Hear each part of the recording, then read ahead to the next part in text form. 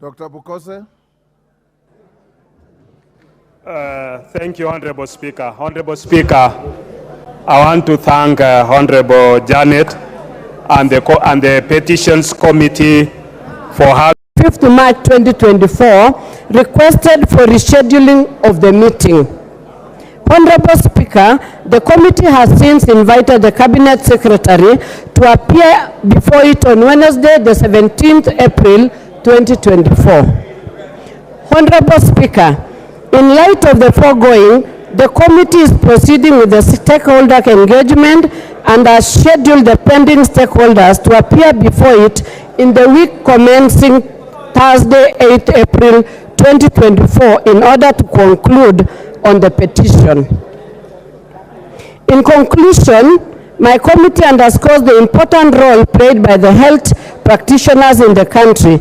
In this regard, the committee is committed to consider the petition with a view to finding a lasting solution to resolve the perennial and current issues in the health sector. I would like to request the indulgence of the House to accord the committee more time to consider the petition to its logical conclusion.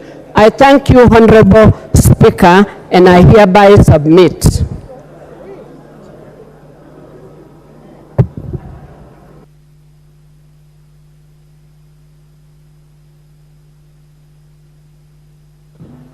Dr. Bukose. Thank you, Honorable Speaker. Honorable Speaker, I want to thank Honorable Janet and the Petitions Committee for having accorded me an opportunity together with the petitioners. Honorable Speaker, as you can listen to the cries in the gate, this is emanating basically from our medical doctors, interns, who are demonstrating in the street. And I want to bring to the attention of the members that already the Ministry of Health, I was there in the morning, and I was assured by the ministry that they already have letters for posting of intern doctors to the various hospitals. And they need to pick their letters. Their petition is already in the House and being prosecuted. The money for the registrars has already been sent to the various universities. Those are the two national issues that the ministry is supposed to deal with. The other issues that pertains to their CPS agreement and fulfillment are supposed to be dealt at the various counties. Honorable Speaker, my Committee of Health and the Senate Committee, we had scheduled a meeting for tomorrow. Unfortunately, tomorrow is a public holiday as gazetted for our brothers who are on fasting, Muslim brothers, and tomorrow they'll be breaking their fast. So we have rescheduled the meeting to Tuesday next week so that we can get the briefings from both the Ministry of Health, the National Treasury, and also the SRC, and together with the Ministry of Education to confirm to us the progress that they have made in fulfillment of part of the petition. But we want to encourage the Petitions Committee to move forward and be able to come up with the various recommendations.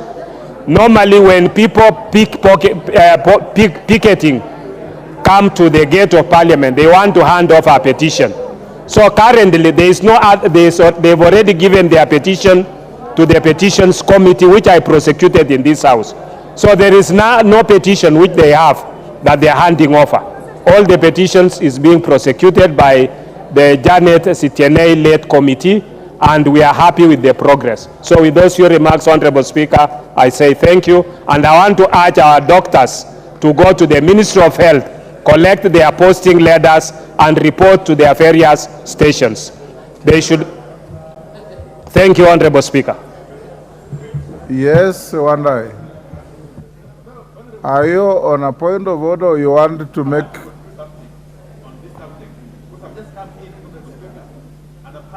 Use a microphone. Honorable Speaker, I was just saying that I've just come in to Parliament and I've faced serious challenges and difficulties accessing Parliament just a few minutes ago. Yes. Because the whole of that gate facing County Hall is blockaded by multitudes of doctors clad in lab coats and other attire.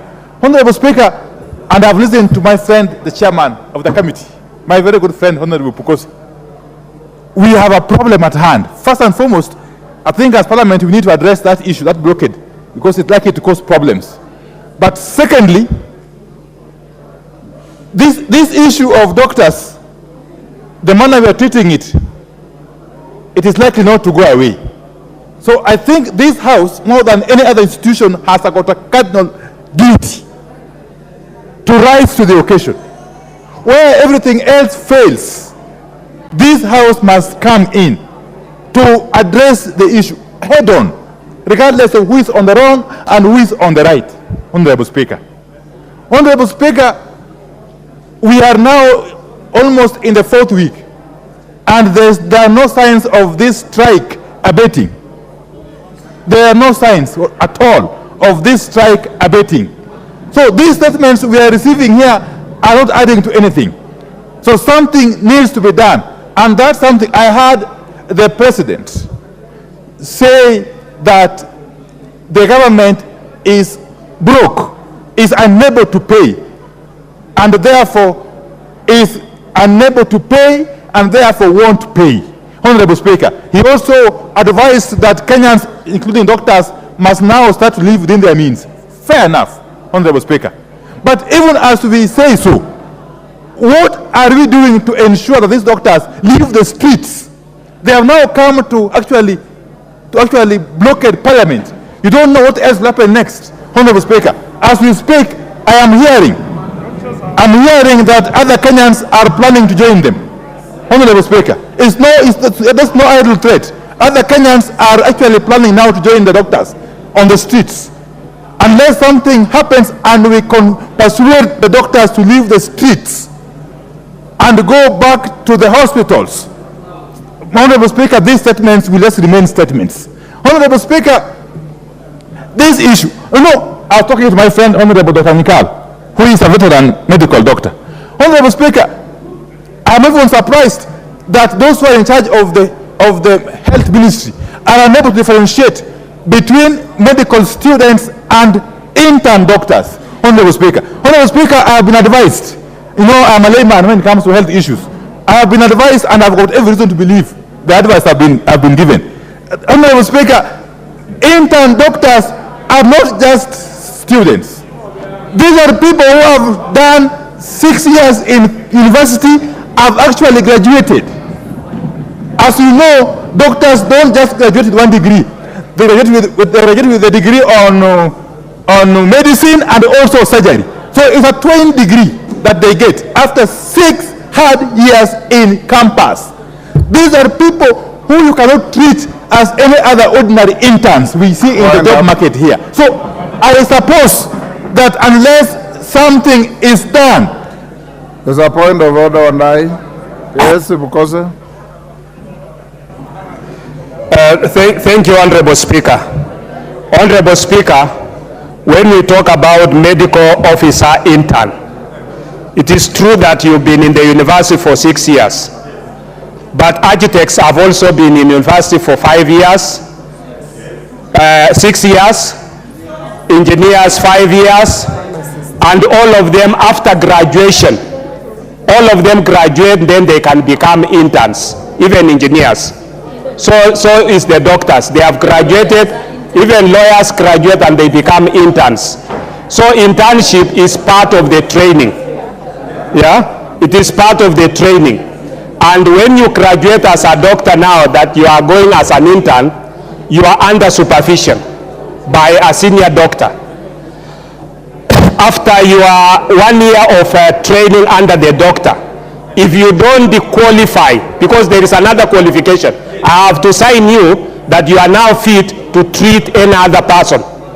If I feel you are not fit to treat any other person, then I'll make you repeat again until I'm satisfied that you can treat somebody confidently and professionally. without supervision. So this is part of the training. And I think we should not, and you see, we have those who are doing postgraduate, they are postgraduate students, also called registrars. So there is nothing, even when you are doing a PhD, you are a PhD student, there is nothing different from that. It's a training. What I also wanted to, Honorable, to correct the minority leader, is that Parliament prosecutes its activities through committees. We've already presented to the petitions committee, but we feel as Health Committee of the National Assembly, together with the Health Committee of the Senate, we can still prosecute some of the issues that might not have been addressed. And we had sought permission from the Speaker to sit tomorrow. But unfortunately, tomorrow is a public holiday. So we've already requested the Speaker that we sit on Tuesday next week, which has been, because where else can you be able to sit? Because once you reschedule the meeting, you have to inform those institutions. Ideally, it's supposed to take 7 days as per our standing orders. But we've requested for a special sitting to be done on Tuesday. And this has to be between the two houses, the National Assembly and the Senate. Wandai, wind up. Okay, Honorable Speaker, I hear the Honorable Chairman of the committee, also an accomplished medical doctor. But all that Honorable Pukosa is saying, Honorable Speaker, with all due respect, is pure academics. It's academic because as we speak, we know for sure that even the 70,000 shillings you are offering the intern doctors is not in the collective bargaining agreement that was signed between the doctors and the government way back in 2017. That CBA has not been waived as we speak. So what is the government doing? Either to honor the CBA in letter and spirit, or review it with the concurrence of the doctors. That is how labor issues are addressed, Honorable Speaker, the world over. So what we are committed to here is mere academic. I don't think we shall go far if this spirit continues, this kind of thinking. Thank you, Honorable Speaker. Majority Leader. Thank you, Honorable Speaker, for giving the opportunity to mention something. And I want to agree, Honorable Speaker, with what all the contributors to that statement, Honorable Speaker, are saying, that indeed our doctors are valued, and we all value our doctors because many of us depend on them. But Honorable Speaker, it should not be lost to us that a decade ago, this country was only able to produce an average of 300 doctors from our two public universities that were churning out medical graduates. But today, courtesy of the huge investments that we have all made as a country in our education system, we are churning out an average of 1,500 intern doctors annually. What that means, Honorable Speaker, is that the interns would have been taken in 5 years are expected now to be taken in annually. And Honorable Speaker, I'm saying that just to draw the picture to Kenyans of the kind of resources that are required. And Honorable Speaker, also to put into perspective, the demands by our good doctors today are to be interned at an average of, I think, 206 or 207,000 shillings. Honorable Speaker, I have listened to this debate even in the public domain, in the media.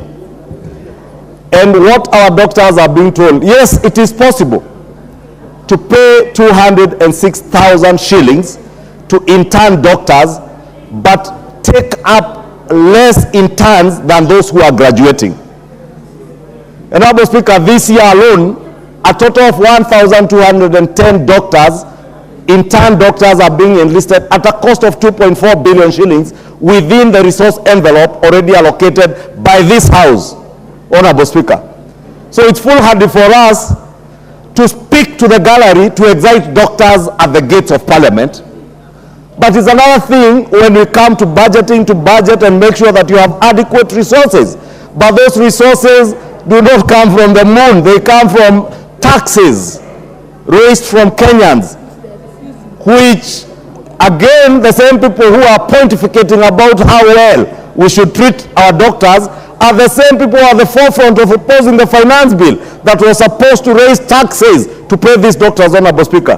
But Honorable Speaker, the interns, Honorable Speaker, that are to be employed, yes, it is true, it may not be possible to pay 206,000 shillings. And I agree with the Honorable Chair Pukose that just like all other interns in other professions, those engineers who are supposed to work under engineers for 2 years, lawyers, like many of us, including the leader of minority, I don't know if he has finished his pupilage.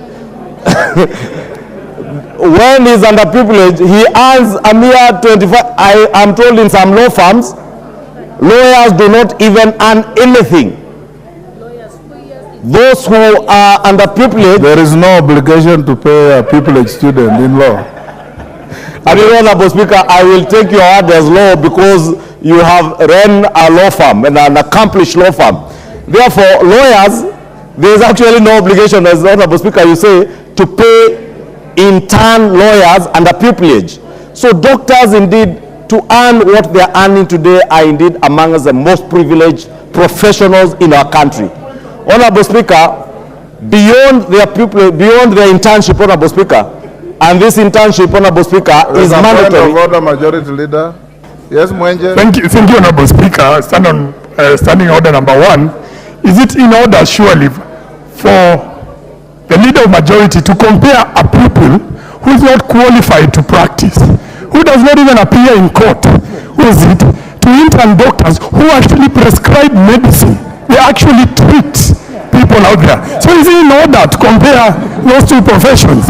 I'm a lawyer myself. I understand what I went through as a pupil. But that is very different from doctors, from intern doctors. Thank you, Honorable Speaker. Mwenje, if you listen to Dr. Bukose's very clear explanation, there is no difference. There is no difference. When I was a master to the Honorable Soipan, the Honorable Kindiki, and many others, they actually were obligated to show gratitude, and that is all. But I'm not saying it's applicable to doctors, because I don't want to wade into that. Majority Leader is on the floor. I'll give you. Thank you, Honorable Speaker. Let me not respond because you have responded to Honorable Mwenje, who claims to be a lawyer. The lawyer I know behind me, Honorable Speaker, is Honorable Njeri, who tells me that she would earn 12,000 shillings as a pupilage lawyer. Honorable Speaker, that's why I say this internship program can be likened to that pupilage, 2 years pupilage for lawyers, and also the 2 years postgraduate training practice for architects and engineers. And all these professions, Honorable Speaker, do not earn the quantum that our doctors are speaking. Honorable Speaker, when these doctors qualify after working under the supervision of qualified consultants and doctors, they join this public service at a grade higher than all other professionals. And those are facts, Honorable Speaker. And that means they earn more. But Honorable Speaker, it must also not be lost to the country that our intern doctors are making a very critical point and speaking to the architecture of our Constitution. Our doctors for long have demanded the establishment of a Health Services Commission, Honorable Speaker. Today, why the intern doctors feel mistreated is because they are being overworked in our county government establishments. And the day we opted in 2010 to fully devolve our health services, Honorable Speaker, we did a great injustice, not just to medical professionals, but to the people of Kenya. Today, Honorable Speaker, whether you are in a level 3 hospital, a level 4 hospital, or a level 1, or a health center, or a dispensary in your village, the person you will walk to treat you at your local dispensary is either a clinical officer. At your level 3 and level 4 hospitals are these intern doctors, Honorable Speaker. And they are being overworked by our governors and our county governments. That is a fact that we must state, Honorable Speaker. And therefore, the Council of Governors, Honorable Speaker, must come out and take their position, their rightful position in ensuring that hospitals within our country and within their respective counties first, they have qualified doctors, and two, that the intern doctors who work in those hospitals are not overworked. They are working under the supervision of other qualified personnel, Honorable Speaker. Because, Honorable Speaker, today, facts are different. That intern doctors are actually the ones running our county hospitals across the country without exception. Yes. And those are facts, Honorable Speaker. They are carrying out surgeries, Honorable Speaker, without the supervision of qualified personnel. And therefore, these are issues, Honorable Speaker, that must not be left at the altar of the national government, but our Council of Governors and county governments must also take their rightful position, Honorable Speaker, because now this thing has been made to look like it is a question of the national government to deal with alone. Why it has become such a problem is because our healthcare is decaying and rotting under the hands of our county governments. Yes.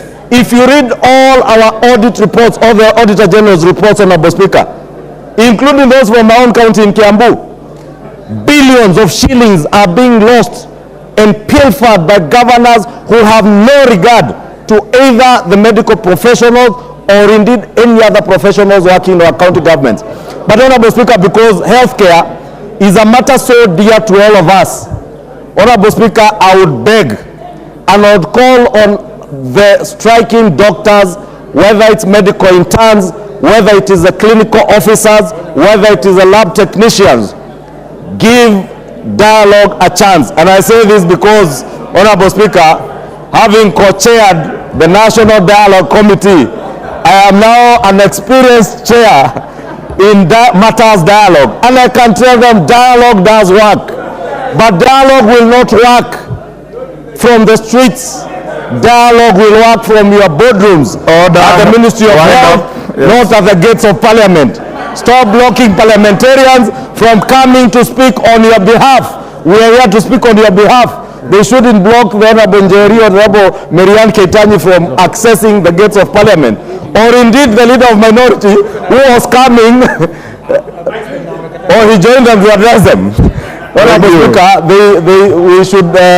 let me say we empathize with them, but we also want to appeal to our medical professionals that as we deal with the challenges that are there in our country, they are part and parcel of our nation. Any patient that we lose during this strike will never recover, will never get back their life. Therefore, I want to appeal to them to get back to work, and those interns whose letters are already with their governors, please, medical interns, go pick up your letters and get back to work. Thank you, Honorable Speaker. Dr. Nyikal. Honorable members, you know, this was a progress or interim report on a petition. After Dr. Nyikal, we'll move to something else. Thank you, Mr. Speaker, for giving this opportunity. I feel sad that in this country... Prosecute your views quickly, you have 3 minutes. That in this country, when the lives of ordinary people is concerned, we speak without feelings. 2 days ago, a 2-year-old child died literally in my house, having gone to hospital for 2 days and not seen. Mr. Speaker, what we are seeing is a symptom of the problem of the health systems. We are dealing with human resource. We have this problem. We are dealing with supplies. We have problems in Kempton, you heard them. We are dealing with financing. You know we are having problems there. Mr. Speaker, here, what we are dealing with is basically the definition of the human resource we have. Mr. Speaker, the word intern for doctors is international. It is not just here. It's all over the world. Mr. Speaker, what does an intern do? At the levels where interns work, they have qualified. They have got their degrees, MBCHB. They have taken the Hippocratic Oath. They are doctors. Now, when they work, it is like you will employ a bank manager and say they are under probation and they still be supervised by that bank manager. You therefore do not say they are a student and you do not pay them. A doctor will see, an intern will see you, examine you, do the tests that are required, put you on treatment, review you. They will only seek advice from a consultant if they meet a problem, which is done in every profession. If they admit you today, nobody may see you until tomorrow when the round is done and they say this is what they are done and the patient is doing well, we are planning to discharge. If they have been in obstetrics, for example, for a month, they will be supervised when they are doing the first 1 or 2 cesarean sections. After that, they will do the cesarean sections on their own and report to their seniors. I've done this, I've done this. Please, Mr. Speaker, time is with us. I just want to give this explanation. Order. If your time is up, it is up. I'll give you 1 minute to finish up. So, Mr. Speaker, when we equate an intern with all other interns, that is where the mistake is. And worldwide, it is not like that. Engineers, architects are in all countries. There is not the same thing. Thank you, Dr. Nyikal. Next. Yes, member. Order, Nyikal. Yes, member for. Member for Stare. Order, Dr. Nyikal. I know you have vast experience in the medical world. It is. Order, it is not any different from what we have heard from Bukose and others. Go on, Mwenje. Not Mwenje. Mwango. Thank you, Mr. Speaker, sir. I really wanted to contribute to this issue because the picketing is actually happening in my constituency, and I'm getting calls from all corners asking me what's going on in my constituency.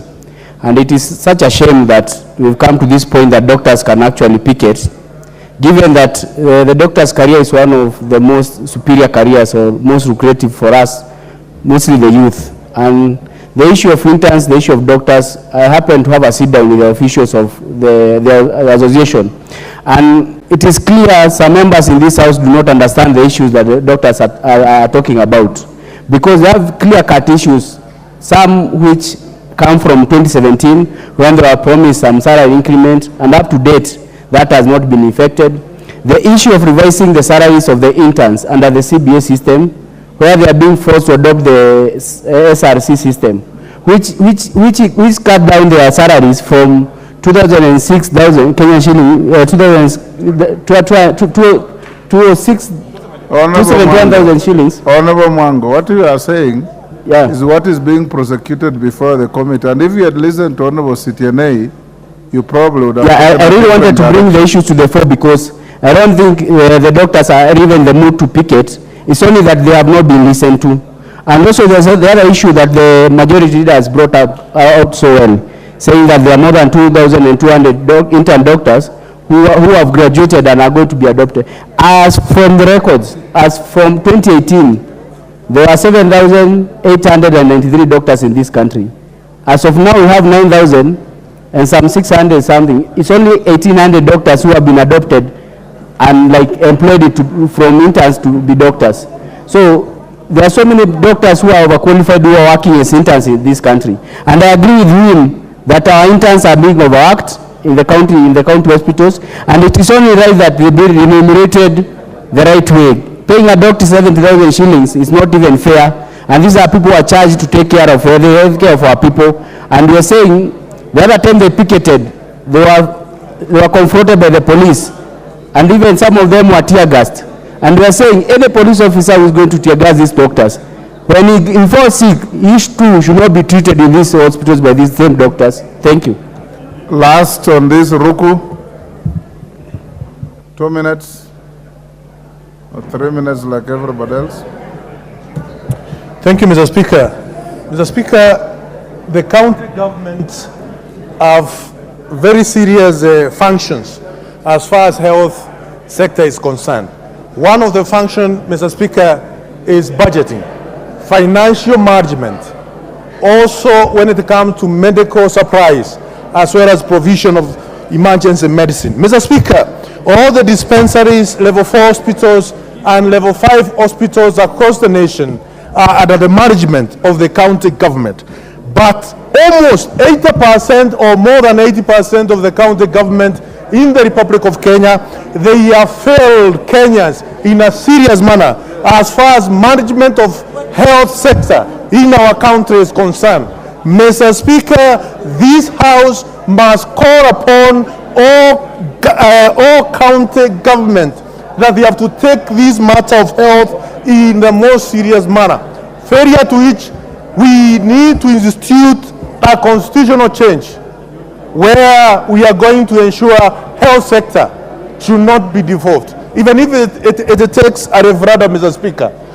Kenyans are suffering, and they are suffering under the hands of our county government across the country. It is true, there are few counties which they have managed to manage the health sector in the most appropriate way.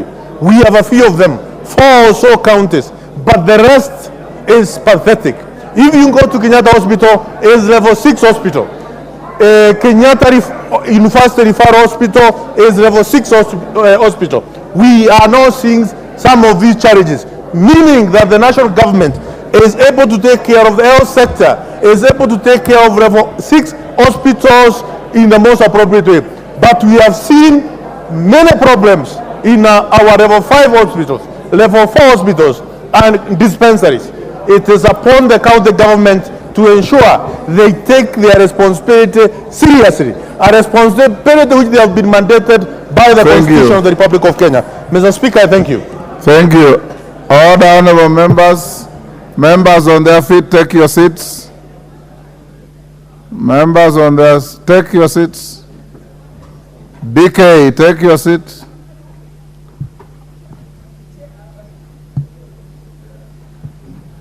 Thank you. Honorable members, we'll go back to order number 2 for a communication that was delayed.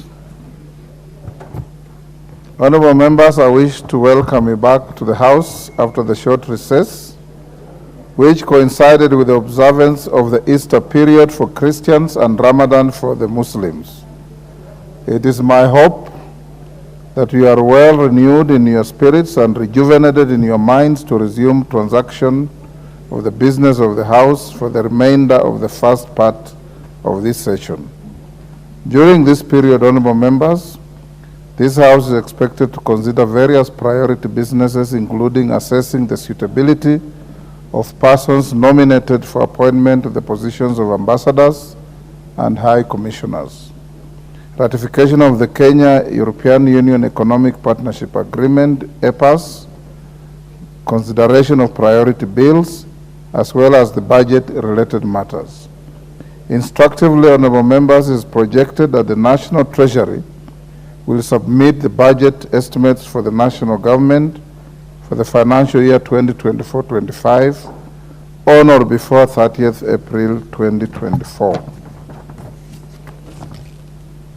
Additionally, honorable members, you will recall that prior to the short recess, the House passed the Division of Revenue Bill 2024 and referred it to the Senate for bicameral consideration.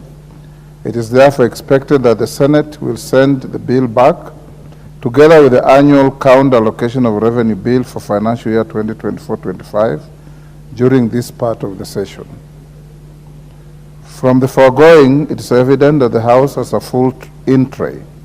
As a result, your dedication and commitment to the business of the House, both in plenary and committees, will be of paramount significance. Honorable members, with respect to facilitation of members, The Parliamentary Service Commission is expediting the completion of the Bunge Tower in order to bridge the deficit in office accommodation for members. Consequently, PSC has established that members' offices in the building will be ready for occupation by the end of this week.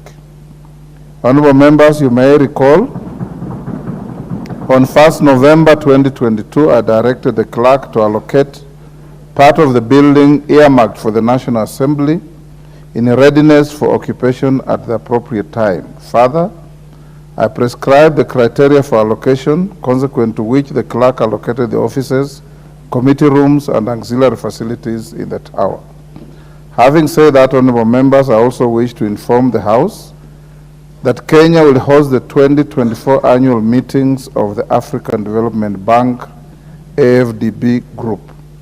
The annual meetings will be held at the Kenyatta International Conference Center, KICC, from 27th to 31st May 2024, and will bring together high-level delegates, among them being heads of state and governments. In this regard, and in order to accord the delegates appropriate facilitation, the National Treasury has requested Parliament to release 47 offices at KICC to accommodate the dignitaries, with effect from Thursday, 11th April 2024.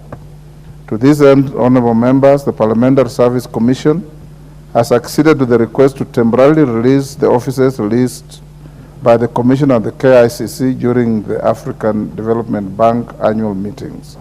Clearly, this will necessitate the relocation of 42 members of this House who are currently accommodated at KICC. In this regard, honorable members, the first occupation of members' offices in the Bunge Tower will be undertaken in accordance with the schedule of allocation prepared by the Clerk of the National Assembly.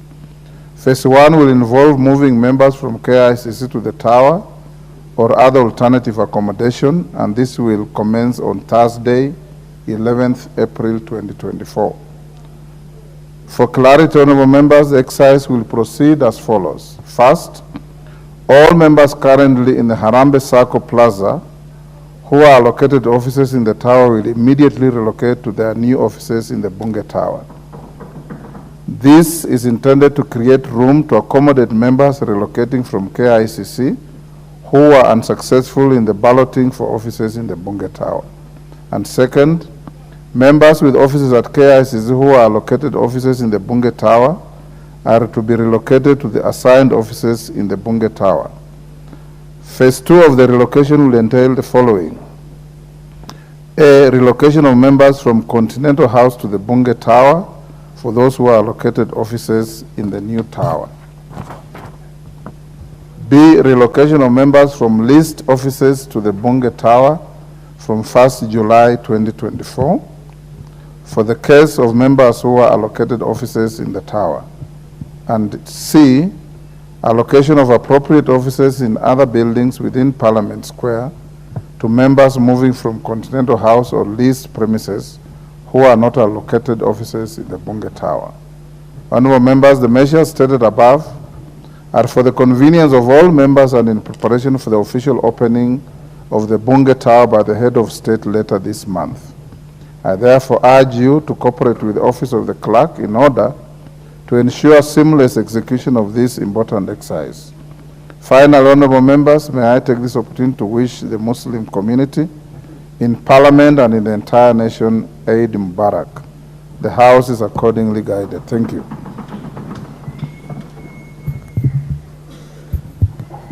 And members, musisumbue clerk, if you are located an office and you are in KICC, you have to move by Thursday, day after tomorrow, because the Treasury is taking those offices to prepare for the ADB meeting that I've just mentioned.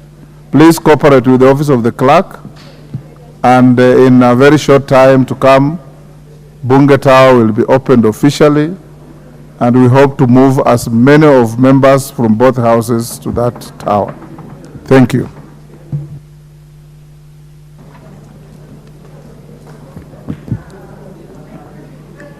Order number 8, the National Council for Population and Development Bill, National Assembly Bill number 72 of 2023, first reading. A bill for an act of parliament to provide for the establishment, roles and functions of the Kenya National Council for Population and Development and for the establishment of the board of the council and for connected purposes.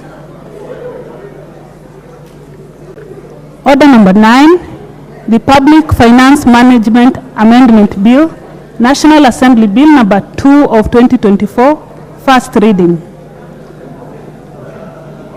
A bill for an act of parliament to amend the Public Finance Management Act 2012 and for connected purposes. Order number 10, the Technopolis Bill, National Assembly Bill number 6 of 2024, first reading. A bill for an act of parliament to establish the Technopolis Development Authority to provide a framework for the development and management of technopolises and for connected purposes. Order number 11, the Cooperatives Bill, National Assembly Bill number 7 of 2024, first reading. A bill for an act of parliament to establish the office of the Commissioner for Cooperative Development at the national level of government and the office of the County Director for Cooperatives in each county government to provide for promotion, registration and regulation of cooperatives, to provide for intergovernmental cooperative relations and for connected purposes. Hold there. Order, honorable members. Order. Order, Musa Sirma. What you are doing is out of order. Honorable members, take your seats. I know it's the first day after a short recess, but the levels of excitement far outweigh the 2 weeks you have been away. Naisula, what's your point of order? Give her the mic. Thank you, Mr. Speaker. Unless I did not hear clearly, but having listened to Honorable Sitenei of Talbo and the weighty matter that she presented on the petition, Mr. Speaker, she was requesting for more time for them to complete the petition. And I thought that it would be important for you to give direction on how much more time they can have, looking at the gravity of the matter, Mr. Speaker. Thank you, Naisula. I should have given you time at that time, but there was a lot of loud consultations. Honorable Sitiene, are you in the House?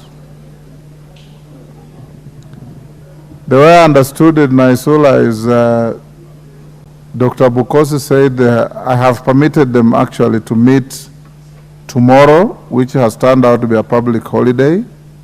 So for them to invite outsiders to Parliament, our standing orders require 2 weeks, 7 days.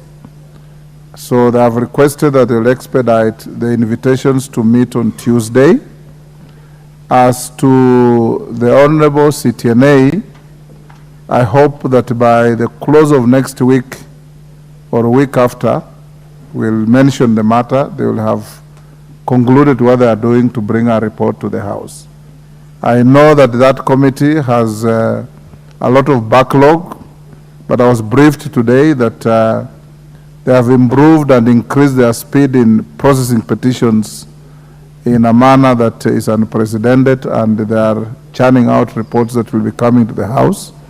So members who have presented petitions on behalf of other Kenyans, when those reports come, you know we are not obligated to debate them. You need to go through them, and if there are any issues you wish to raise, you bring it to the attention of the Speaker, and I'll accommodate you. Thank you.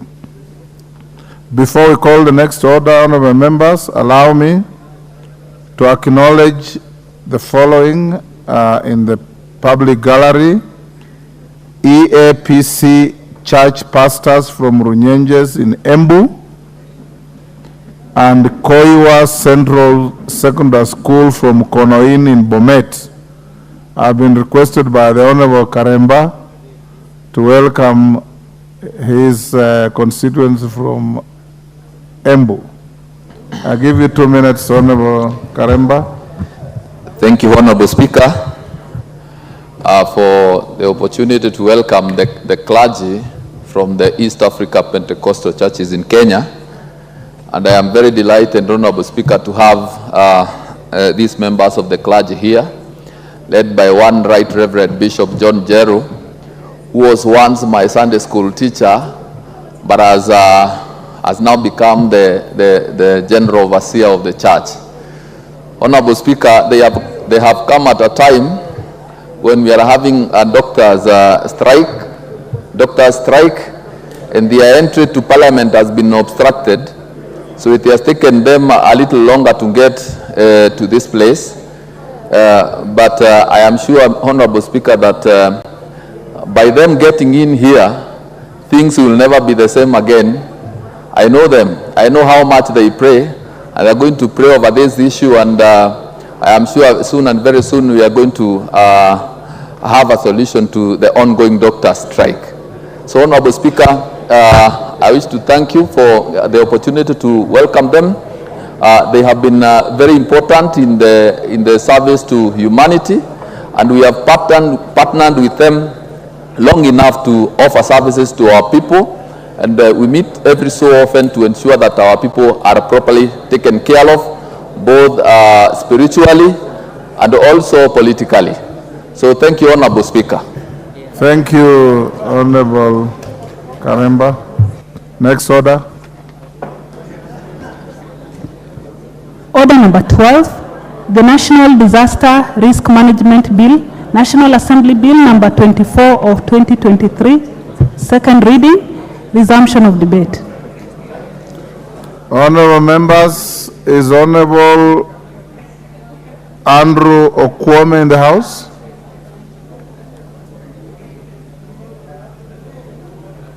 My record shows that he had 9 minutes to go. Is he in the House? Position forfeited. Now, honorable members, I see the screen is full with Honorable Ounda at the top. Is it to debate this bill, or you are there for something else? Give Ounda the mic. Mr. Honorable Speaker, I also welcome you back from the short recess. Yes. I'd already made my contribution on this bill, Yes. so I leave it for somebody else to continue. I already made my contribution. Honorable, just hold on. Honorable members, if you are on the screen, it's very good. You have now been wiped out. So if you want to speak to this bill, now you can log in. Ounda, proceed. I had already made a contribution to this bill. That's why I'm logging out, Chair. You had already made a contribution? Yes, yes. Why were you top on the list on my screen? Well, probably they just like me, Honorable Speaker. It's not my mistake. Honorable Geoffrey Ruku.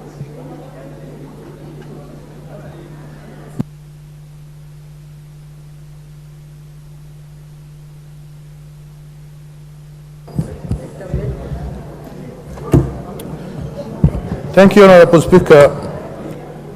I rise to contribute or to support this bill as far as the National Disaster Risk Management Bill is concerned.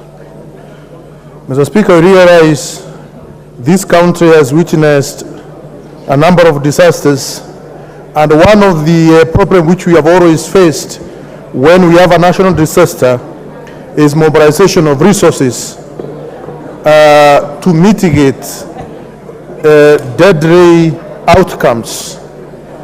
And mostly we have disasters such as drought. At the moment we are witnessing floods as well as terror attacks. So this bill will seek to ensure we extend mobilization of resources so that in case of drought many families and lives are not lost. In case of France, we ensure there is immediate mobilization of resources to take care of France. Also, we have seen terror attacks in this country, but we are fortunate enough at the moment we have stayed for quite a number of years without any terror attack, and we thank our security agencies for the good work they are doing. But in case of a terror attack, Mr. Speaker, we need a proper law in place to ensure there is quick mobilization of resources to ensure it is well taken care of. Also, Mr. Speaker, the formalization of ensuring there is proper public-private partnership in case of a disaster. When we have a disaster, Mr. Speaker, there are always consequences which may need in future to be mitigated so that the impact of that disaster may not stay with us for ages. And therefore, a situation where we may want to have public-private partnership, this bill is bringing in such a kind of a model which can be adopted to ensure there is a proper formulation of a public-private partnership. Also, Mr. Speaker, we know that disasters, there is loss of life, there is loss of property. This bill will ensure that there will be less, or there will be reduction of loss of life and property occasioned by disasters such as floods, such as drought, and such as a terror attack. Mr. Speaker, I think this is a good bill which is looking into the posterity of our nation, and that's why I do support. I thank you, Mr. Speaker. Beatrice Elachi. Honorable Undo, you said you had already spoken on this bill. Thank you, Mr. You've logged in again.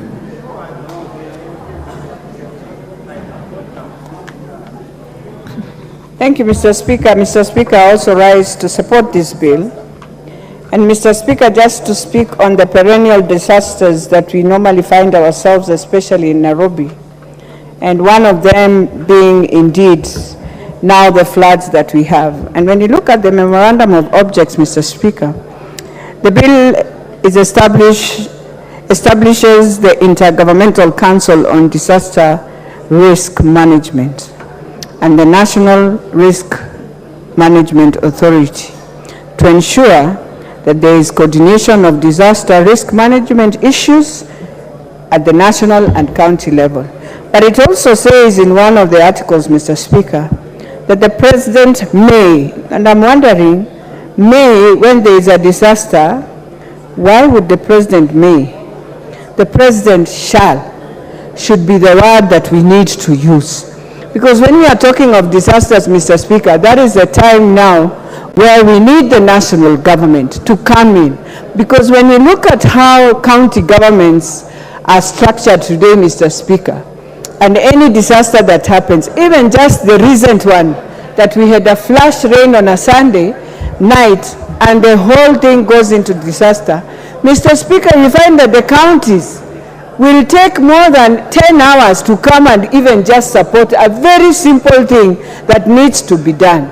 And so if you tell me in disaster's time that now the national government should not come in, then that one we will have serious challenges in this country. We've seen disasters in Mandera, we've seen what has happened there, either in drought or in floods, or even just buildings coming down.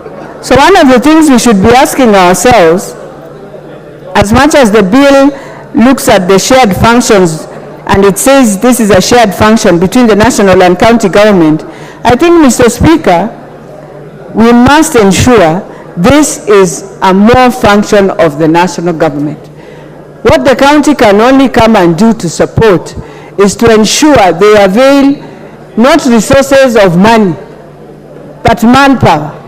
But resources must come from the national government, just the way in the US when they have a national disaster. It is the federal government that comes in to stand with the people. Mr. Speaker, the other thing, Kenyans don't know when they are in disaster about county or national. So why can't we just tie up the bill and just say when there is serious disaster, it is the national government to take responsibility?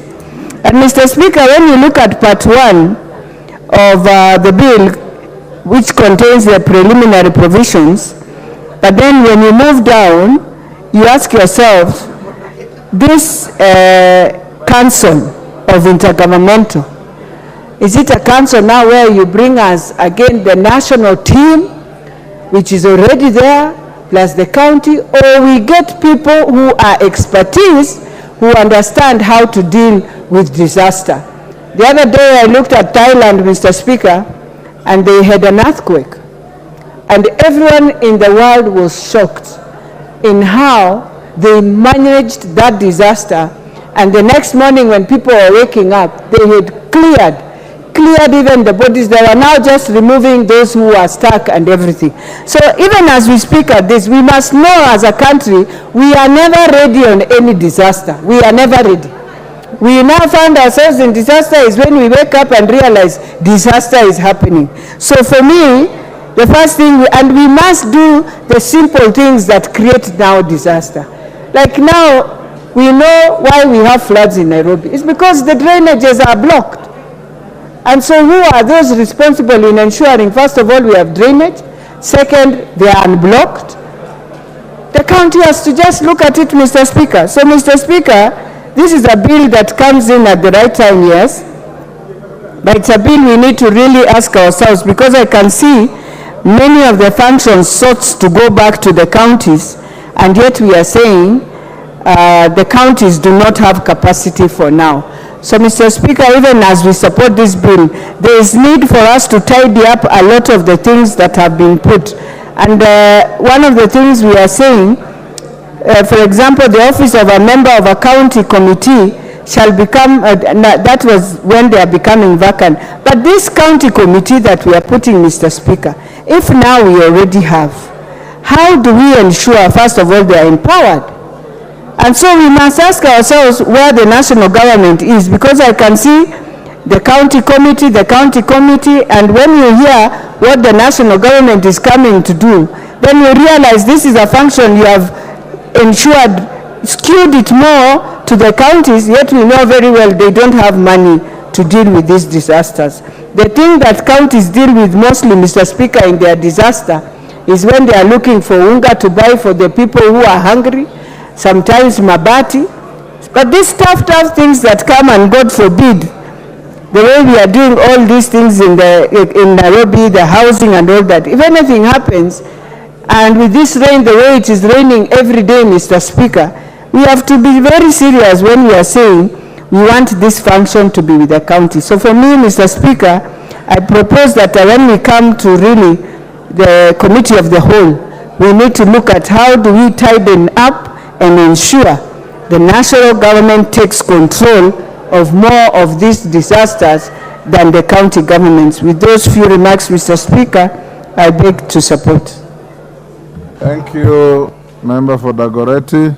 Timothy Toroitich, Marakwet West. Thank you, Honorable Speaker, for giving me an opportunity to contribute on this very important motion on national bill on national disaster risk management. Honorable Speaker, under the Constitution, disaster management is a function of the county government.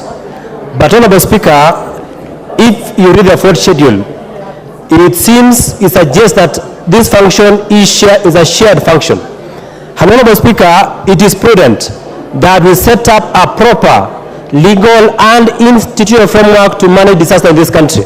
Honorable Speaker, whenever there is disaster in this country, what normally happens is that the county government allocates money. The national government allocates money to the county governments, but this money has never been utilized to meet its intended purpose. Honorable Speaker, the formation of the formation of what you call intergovernmental council to be able to oversee the funds that have been channeled to the county government is, for me, a fundamental way of solving issues of disaster in this country. Honorable Speaker, disaster cannot be said to belong to either the national government or the county government.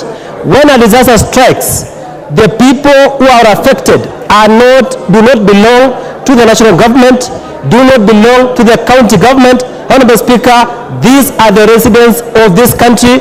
They are those who occupy Kenya, and therefore the national government and the county government must be able to sit down and be able to resolve the challenges faced by people without selecting whether it is a national government and or a county government. Honorable Speaker, what is happening now is that this matter, the issues of disasters in this country, as we speak, is purely the purpose of a county government. Honorable Speaker, in my opinion, when it comes to the review of our constitution, which must ultimately come in the near future, this function should and must be transferred fully to the national government. Honorable Speaker, in this country, under Article 91 of the Constitution, the county governments are charged with making laws in certain devolved functions.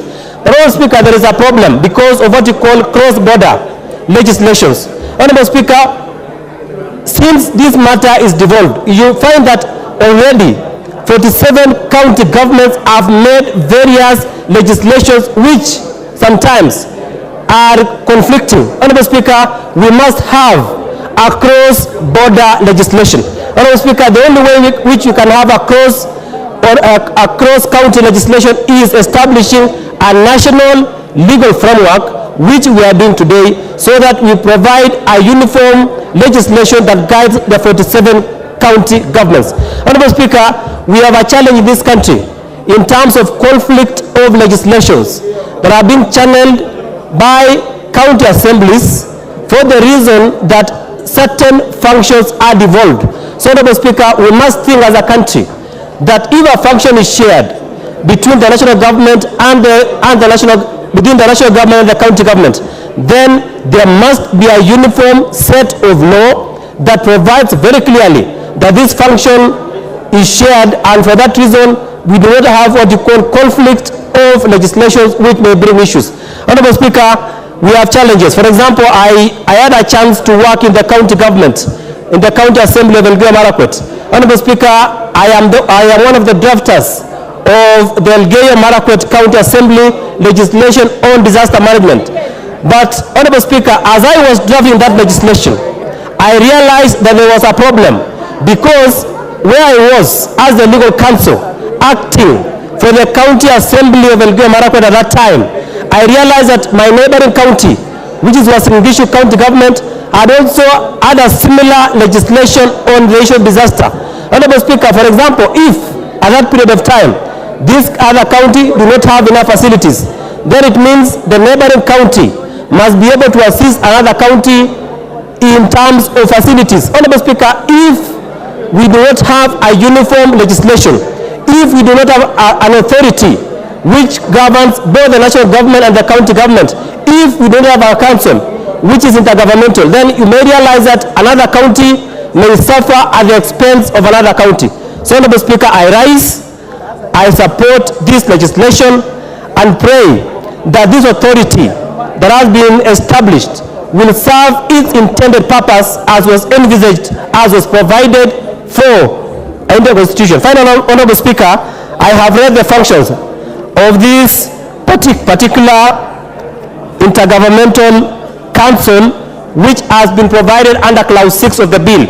Honorable Speaker, one of the functions of this intergovernmental council is to advise and make recommendations to the cabinet and the summit. Honorable Speaker, whenever there is an emergency, whenever there is a disaster, the cabinet must be notified and shall be notified by this council, so that county governments, whenever there is a disaster in a particular county, the county governments cannot make decisions without involving the national government. For me, Honorable Speaker, that is a plus. Honorable Speaker, number 2, also this intergovernmental council shall be able to provide policy direction and approve plans on all activities related to disaster risk management. Honorable Speaker, as I have said, the disaster cannot belong to a particular county. When a disaster strikes, it affects our citizens. It affects Kenyans. Honorable Speaker, therefore, there must be a specific policy direction that is approved by that particular council. Honorable Speaker, if you look at it further, it is also to receive and consider and make decisions based on reports and recommendations. Honorable Speaker, this House makes certain policy recommendations that there must be a council that approves an authority. Honorable Speaker, I have read the bill. That council must be one that serves both levels of government and therefore is entitled to make that particular. Honorable Speaker, finally, that authority, that council also reports to the cabinet. Honorable Speaker, the cabinet, in terms of policy directives, all policies that affect government must be approved at the cabinet level. So, Honorable Speaker, that particular council ensures that decisions relating or policies relating to disaster management are approved by the cabinet. Honorable Speaker, as I finish, I commend the direction we have taken as a country. I commend the direction we have taken as a House, that, Honorable Speaker, when a matter is shared between the national government and the county government, then as a House, we must sit down, we scrutinize the fourth schedule so that we do not have what you call conflict of legislations emanating from our county assemblies.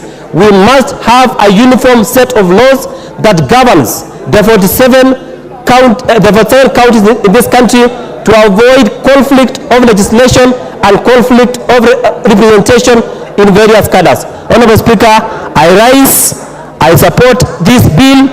When it comes to the committee of the whole House, I will propose the necessary amendments so that we can be able to strengthen the provisions of this particular proposed legislation. Thank you, Honorable Speaker.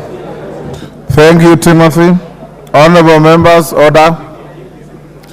Before I give the next speaker, allow me to recognize in the speakers and public gallery students, and I believe with teachers, from Ogande Girls High School, Homa Bay Town in Homa Bay. I've been requested by the Honorable TJ Kajwang to welcome the students. I give you 1 minute, TJ, because it's in the middle of debate. Give Kajwang. Mr. Speaker, I want to thank you for asking me to welcome a huge delegation from Ogande Girls Secondary School, 300 girls visiting us. We have had delegations of students visiting us, but we have not had 300 students coming in one delegation. These are fourth formers, history students, as you see them, brilliant and bright. And on behalf of their member, Honorable George Opondo Kaluma, I want to welcome them to this House, that they have an opportunity to see the Speaker himself. And the House has assembled. This should give them inspiration that in a few months coming, these young people should be doctors that you were talking about this morning. These young people very few should be lawyers, and none should be a politician, but most of them should be engineers. Mr. Speaker, I thank you for that opportunity. Thank you. Honorable Gideon Muriungi, Mwingi Central. Gideon. Thank you, Mr. Speaker, for giving me this opportunity to contribute to this very important bill, the National Disaster Risk Management Bill. Mr. Speaker, there has been a problem in Kenya. Whenever we are faced with a disaster, the coordination of responses is disjointed. And in most cases, we are mainly reactive and not reactive. And therefore, Mr. Speaker, I support that we establish the Intergovernmental Council on Disaster Management and the National Disaster Risk Management Authority at both the levels of government, both at the national government and the county government. Because in most cases, the county government does not know what the national government is doing, and also the national government does not know what the county government is doing. Mr. Speaker, there has been in the past many disasters witnessed in Kenya. And some of them, they just happen and nothing happens in terms of responses.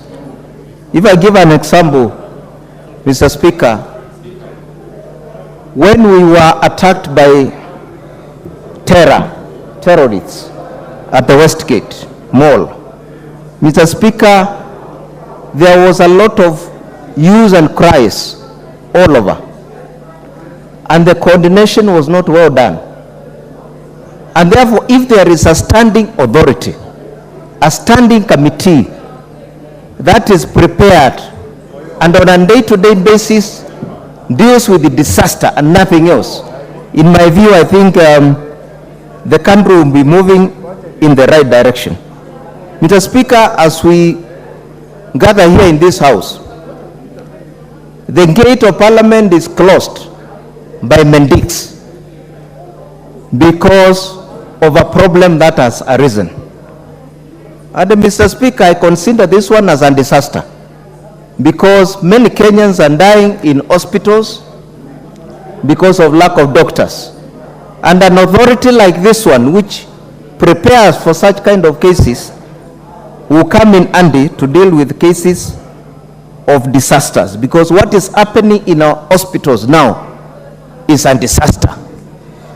Mr. Speaker, the other day we witnessed El Nino rains all over Kenya, and many roads were destroyed, and there has been no intervention at all in terms of repairing most of those roads. Some of them are trunk roads, some of them are feeder roads, and in a situation whereby we have this kind of an authority and an apex coordination committee, it will deal with disconnected roads all over the country whenever those kind of emergencies happens.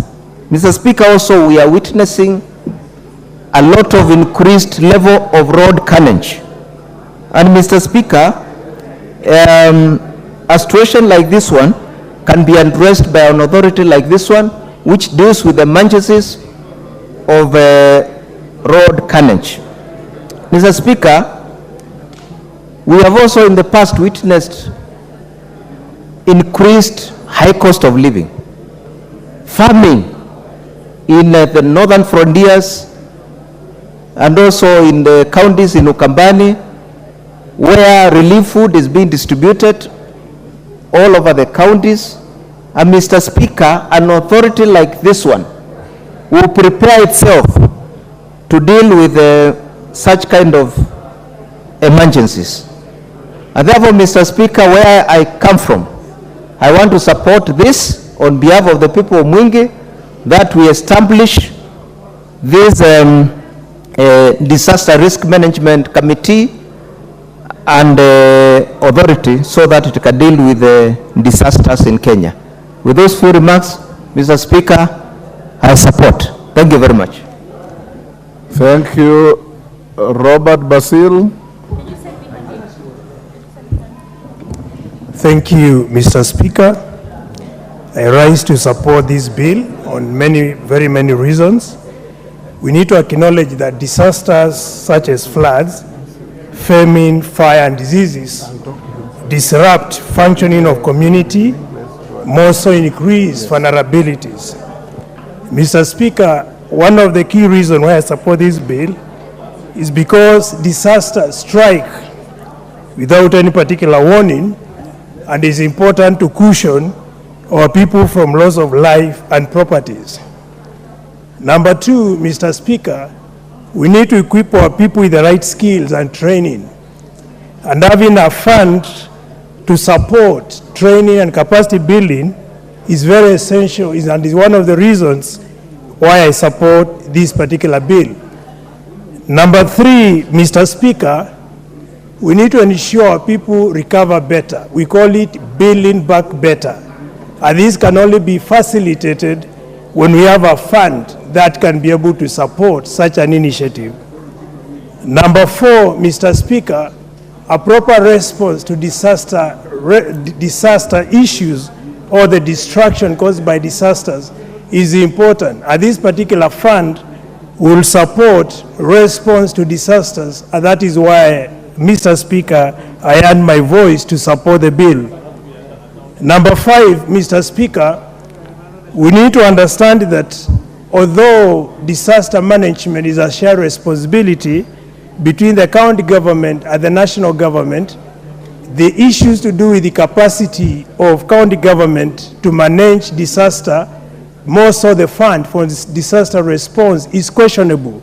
And that's why, as a house, when we are going to be making an amendment to this bill, we need to agree where to sit this particular fund so that at least we bestow or we place the fund to an authority or a government with the right capacity, and no doubt that is the national government that will be able to manage the fund and make sure it is properly utilized.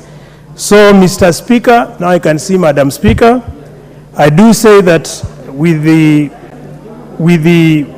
due consideration, and having looked to the important function this particular fund is going to play, I fully support the bill, and I do applaud the move of the bill, who is the leader of majority, Honorable Ichung'wah, for bringing the bill, which is very timely, considering now we are times of rains, and we are likely to witness floods, which are going to cause destructions. And more so when you hear floods, we can't talk, or we can't exonerate waterborne diseases like cholera, which are likely to emerge because of the current rains and floods. So having a fund is important, and I support. Thank you, Madam Speaker. The Honourable Member for Teso South, Honourable Mary Emase. Thank you, Madam Speaker, for the opportunity to contribute to this bill. Madam Speaker, this is a very good bill. From the onset, I support, because it is bringing together, creating a link between national government and county government on issues management of disaster. Because what we have seen in the past, Madam Speaker, flooding in many areas of this country, accidents, name them, you find that there is no coordination, and response is delayed. And sometimes these monies, when they are sent to the county governments, because it's a devolved function to deal with the issues of disaster, sometimes the money, there are issues of accountability in respect to the management of these resources. So when I see that there will be a disaster committee in every county that onboards all important stakeholders, like the Red Cross, St. John's Ambulance, county commissioner, county commander, the governor, and all stakeholders within the county. And this particular council will just be focusing and dedicating and putting all its efforts towards management of disaster. Then, Honorable Speaker, I foresee a situation where we're going to have proper management and quick responses to addressing or mitigating issues around the disaster. So, Madam Speaker, I support this bill. Thank you. Thank you. The Honourable Member, Honourable Irene Mayaka. Thank you, Honourable Speaker. And Honourable Speaker, I also stand to support this particular bill because, Honourable Speaker, I actually believe that this bill has come to the House at the right time, and I think it's very progressive because in the past we've always been dealing with disaster issues in this country with a knee-jerk reaction. We wait until a disaster occurs and then we quickly look for a solution that only solves the problem at that particular time, or in some instances doesn't even solve it. And Honourable Speaker, When I say this, I'm just thinking back, reflecting back to the last 2 weeks, when we had a situation where the expressway was flooded and we could not be able to access it. And yet, if we had such an authority within the county of Nairobi, they would have been able to actually analyze situations based on historical data that we have to be able to know whether or not something is going to happen or preempt issues that are going to happen. Honorable Speaker, especially during a time when we have so many climate change issues, and the climate change issues that we have range from different counties, and different counties experience different types of issues. Like, for example, Honorable Speaker, when I speak about my county in Nyamira, the disasters and risk management issues that are in that county would probably be very different from another county like Mombasa. And so having these particular authorities customized to the specific counties is very progressive.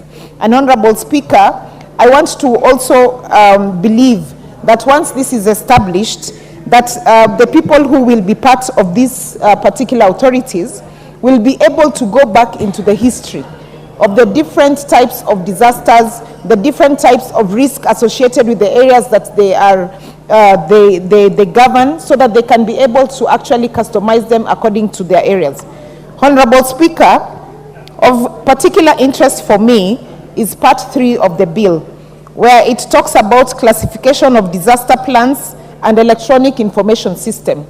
And why I like this, Honorable Speaker, is because with time and the fact that we are very much in the technological space, we need to actually customize our bills to be able to bring in an aspect of IT. Because, Honorable Speaker, without data, you will not be able to even have a clear view of what you're dealing with.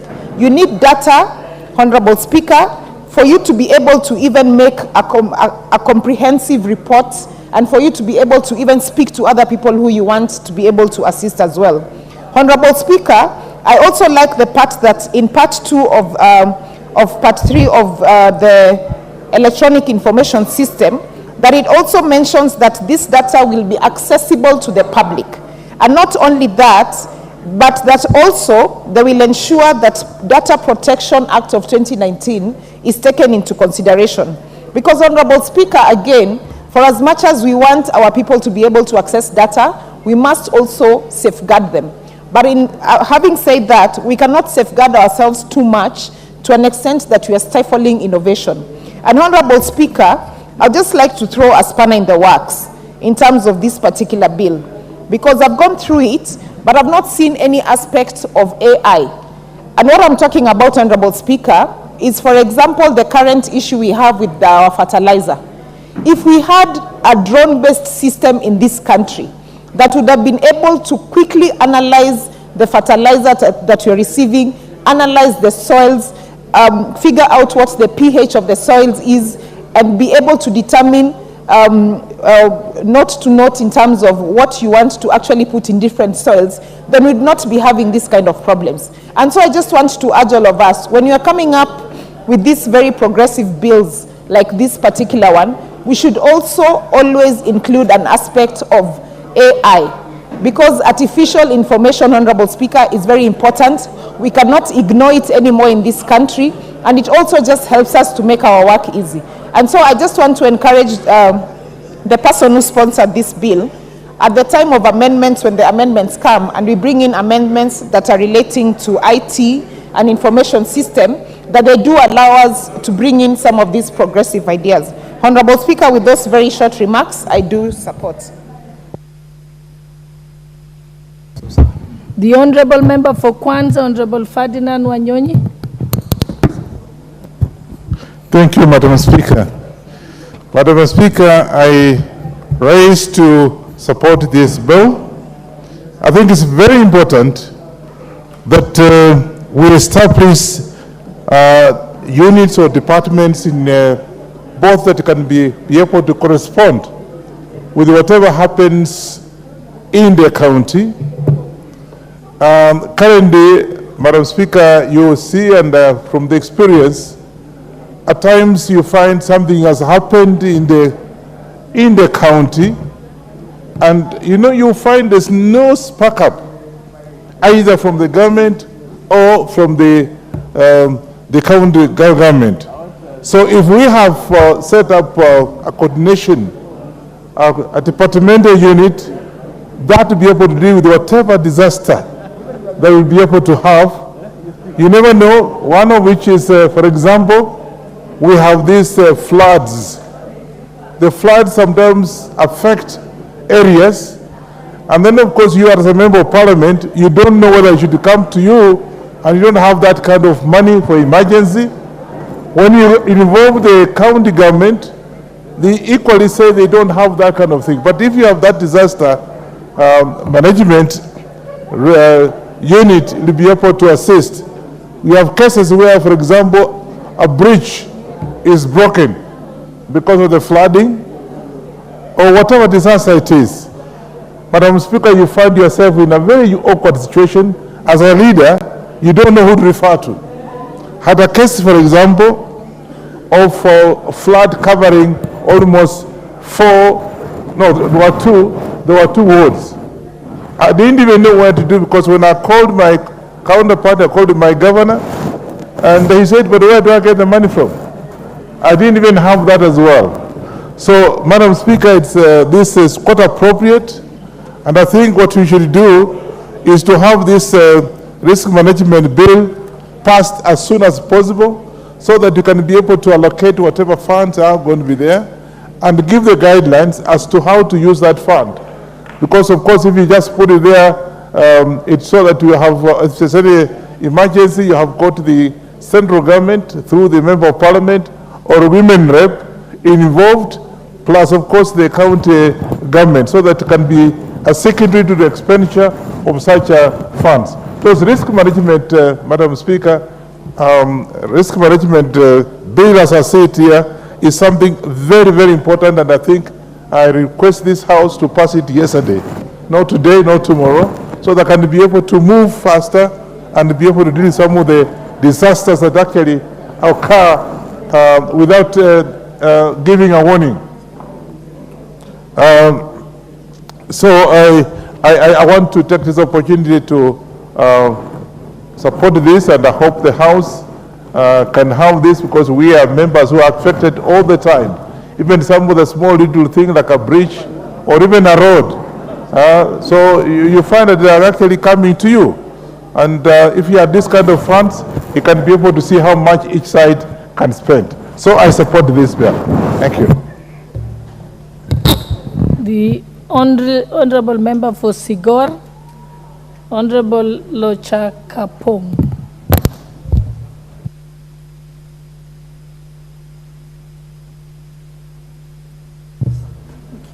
Oh, yes, I'm told you're the mover, but you have your card, so you can actually, pull it out. Okay, thank you.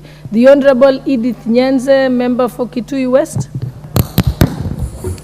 Speaker, I would like to contribute to the next one. Thank you.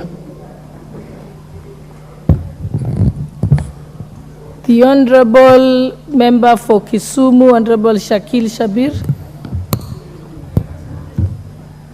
Madam, I'm actually beaten. I was just trying to log in, so I'll be excused, please. I don't have a contribution at this moment.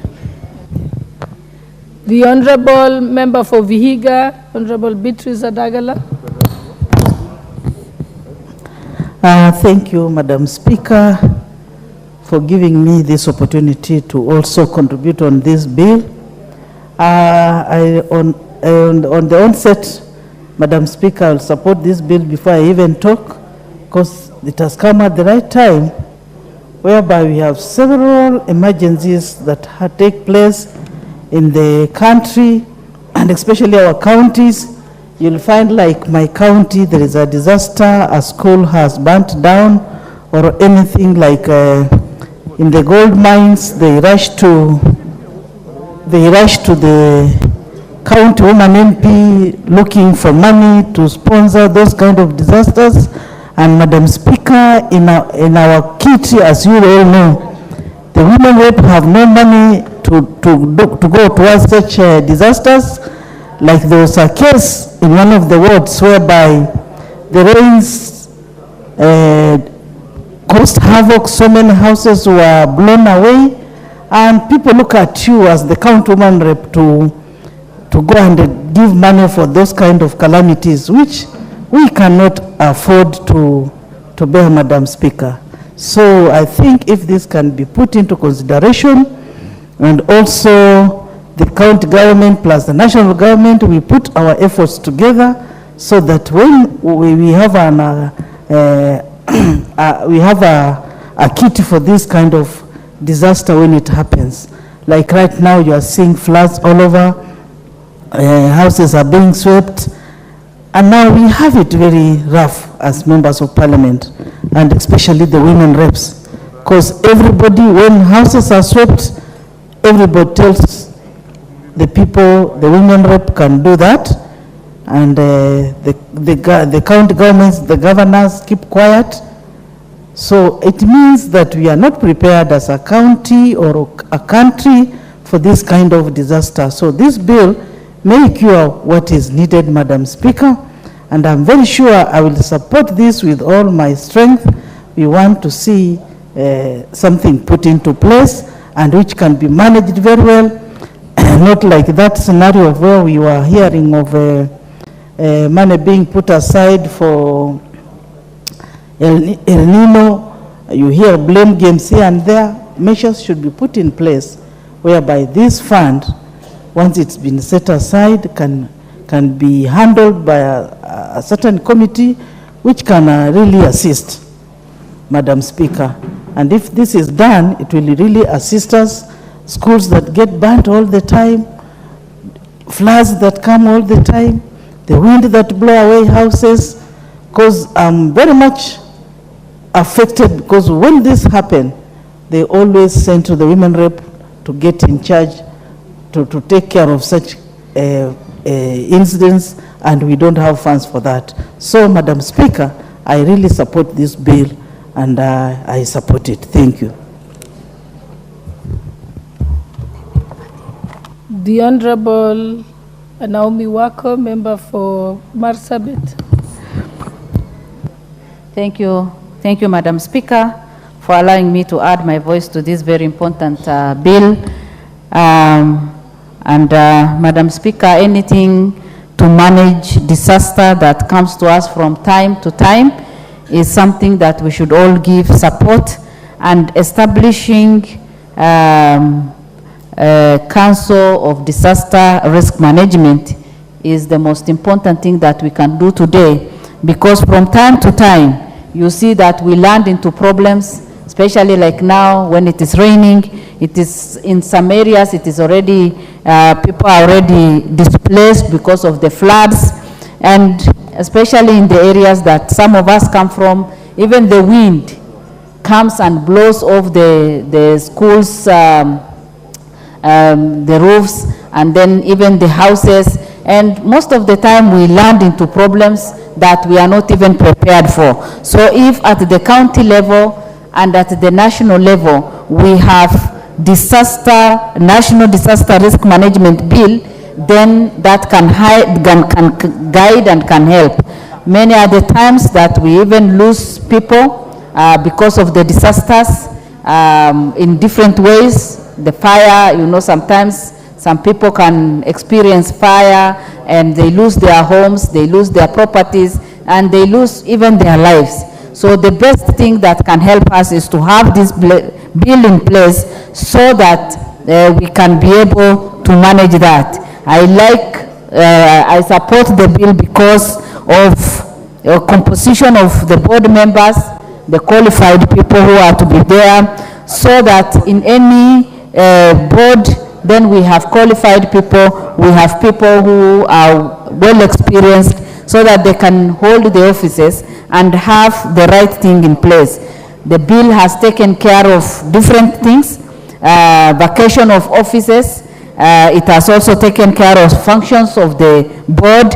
It has taken care of the powers of the board, and also identified or talks of the committees of the board and delegation of the board. All that ensures good care of the entire bill and also what it does at the ground level. So, Madam Speaker, I am just supporting the bill and pray that many people will support and that this bill will be soon in place for implementation, because it will support Kenyans and help Kenyans who will run maybe into any disaster and who needs some support. Thank you. Before we continue, I'm very proud to welcome the students from Little Lambs Primary School from my Naipoi constituency, Uasin Gishu County. You can stamp your feet for them. That's my constituency and the school of former school of my nephew, Brian Boss. You're welcome. On behalf of myself and the rest of Parliament, I welcome you to these proceedings. Thank you. The Honorable Member for Bondo, Honorable Gideon Ochanda. Thank you, Madam Speaker. Madam Speaker, as I rise to support the bill, I think there are three things that we need to look at very keenly. When we look at disaster, we look at the issue of emergencies and we look at the issue of crisis. Now, I think these three things, we really have to either define them or to place them exactly where they belong and to be prepared for them. Because many times, what we, sometimes even the kind of debate that we are having around here now, Madam Speaker, is indicating a disaster as a crisis. But then there are many times that we also must look at disaster as an emergency. And when you look at disaster as an emergency, the level of preparedness in this country is almost zero. Emergency or disaster does not go with bureaucracy. And what we have, and even some of the proposals that we are talking about, are still creating bureaucratic arrangements. You are still talking about a council, you are still talking about arrangements in terms of how to get to address issues of emergency or issues of disaster, Madam Speaker. So in my view, we have to really rethink as a nation in terms of how we want to look at disaster. There are situations like when you look at the kind of bureaucracy or levels of approvals that you need to respond to a disaster. I think sometimes they are very unnecessary. I remember a situation that arose here one time where there were people who were stuck in the lake because of hyacinth. And getting a response, because we wanted a chopper just to airlift some 2 or 3 people. Imagine the guys are stuck in waters and we are told you must write to some disaster committee in Eldoret, or you must write to somebody in charge of the police system for purposes of emergency. For how long do you look at this thing, look at in terms of raising a letter to get to an office, to have a council sit down to approve that this disaster is actually a disaster that requires a response? So, Madam Speaker, we really have to think of this generally. And when we think of it, we must look at the proper definition of these things. Because sometimes we are trying to place arrangements for emergencies, yet we don't place arrangements for crises that even we are forewarned. Like when we are talking about disaster in terms of flooding now, these ones we are forewarned. They can't be a disaster anymore. When we are talking about drought, we are many times forewarned. There are signals that are sent. So when we are looking at that, we don't need to look at it as a disaster. We need to look at it in terms of how well are we prepared for purposes of signals. Because that is not really, that's not a disaster in my view. There's a crisis in waiting, and we are forewarned. We are told that no, this is likely to happen. We are now told that rains are going to be with us here until June, for example. The level of preparedness, why do we want the normal bureaucracy to address a crisis? Because these are some of the things that, as we are forewarned, we really now need to put arrangements that can take care of issues of crisis, but not issues of disaster. So, but when you look at a disaster in the direction of an emergency, some of these bureaucracies are unnecessary. We need spot-on reporting system that can respond to when there are emergencies. And I think that's where some of the members, in my view, are either taking disasters to be crisis, which you need to prepare, or some are taking disaster as emergencies. But if you look at them as emergencies, we are less prepared as a nation. Emergencies don't need bureaucracy. Emergencies need spot-on responses, and this is a structure that must be placed outside the arrangements for crisis. Crises that we are forewarned, crises that indicators are clearly there that they are going to take place. So those ones require an arrangement that we don't try to put together in terms of disaster management, Madam Speaker. And then again, issues of disaster sometimes require immediate low-level responses. We are constantly talking about national, that we don't need to have a national council. How do you respond to a disaster in a village through a national council? How do you respond to small little disasters that happen in a school or happen in a setup in the communities, and you want to look at a national office, a national agency, or a national bureaucracy to respond to them, Madam Speaker? So in my view, immediately we separate the issues of crisis from disaster and from emergencies is when we'll be establishing proper infrastructure for responding to them, Madam Speaker.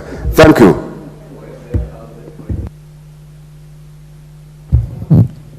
The Honorable Daniel Kirito, member for Igembe Central. Thank you, Madam Speaker, for giving me this opportunity to add my voice to this very important bill. Madam Speaker, the National Disaster Management Authority will be very crucial and very important areas in this country. Madam Speaker, the disasters that have been falling in this country have caused us a lot of damages and a lot of losses. Madam Speaker, the main essence of this agency is mostly on prevention. This country has become a country of age, and it will be very embarrassing whereby we are met our pants down by disasters without being prepared. Madam Speaker, for example, the flooding. The country should be prepared and have policies on place and know when the rains will be excess so that you can be in a position even to collect the floods and use that rain in future for other for useful purposes. Madam Speaker, the country cannot afford to be losing year in, year out through these floods. Madam Speaker, we have cases of burning of schools, burning of properties, whereby in most cases you find electricity which have been faultily placed. We should be in a position to be prepared properly to be able to avoid such unnecessary damages and losses. So if we are able to plan effectively and before these disasters come, we can save a lot of funds which are which end up being destroyed through these disasters. Madam Speaker, we have some other disasters. Even this rustling of cattle should be considered as a disaster in this country, because you find a community, a family that has used all their resources to put up a farm and put up animals. The rustlers come and steal them.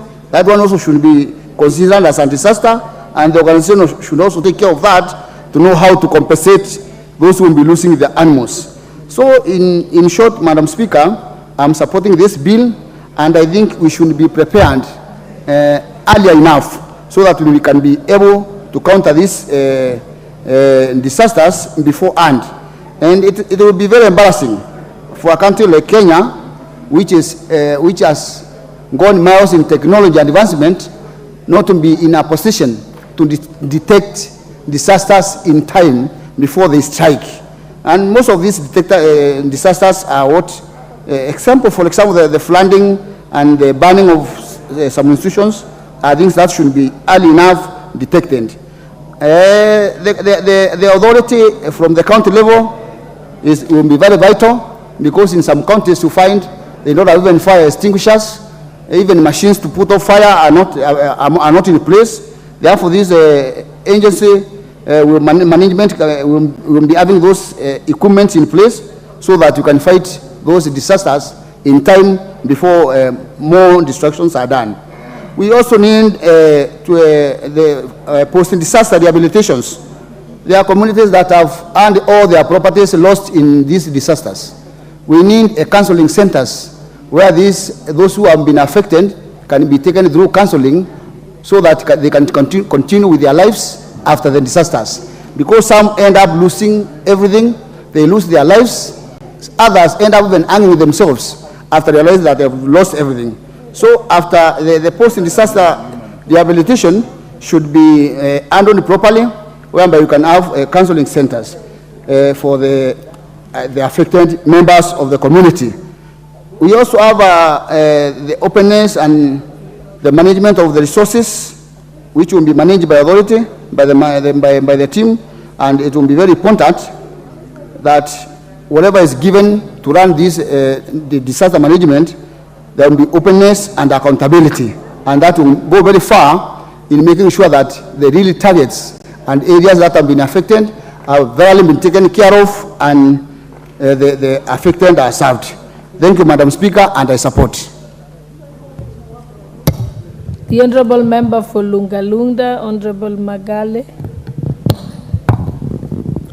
Thank you, Madam Speaker, for giving me this chance to contribute on this very crucial bill. And I want to say on the onset that I support the bill because it is really touching on very crucial matter, which of course has been mishandled by the fact that always we are saying that disaster is devolved. Now, when anything happens in the counties and all over the country, then it becomes a blame game. But then also, what makes me to be very curious about this bill is that there's a special team, which maybe it will be at the national level, but I will wish to suggest that as much as we would wish to have the team, whether an authority or whatever name it will be given, but let that team be cascaded down to the counties and even to the wards, so that the response can be so quick to ensure that the affected people around the county or in the wherever they'll be getting the response very quickly and be salvaged. But again, I want to say that even the classification of disasters, like the wild animals, let me say in my area where I come from, sometimes the farmers are being affected in one way or the other.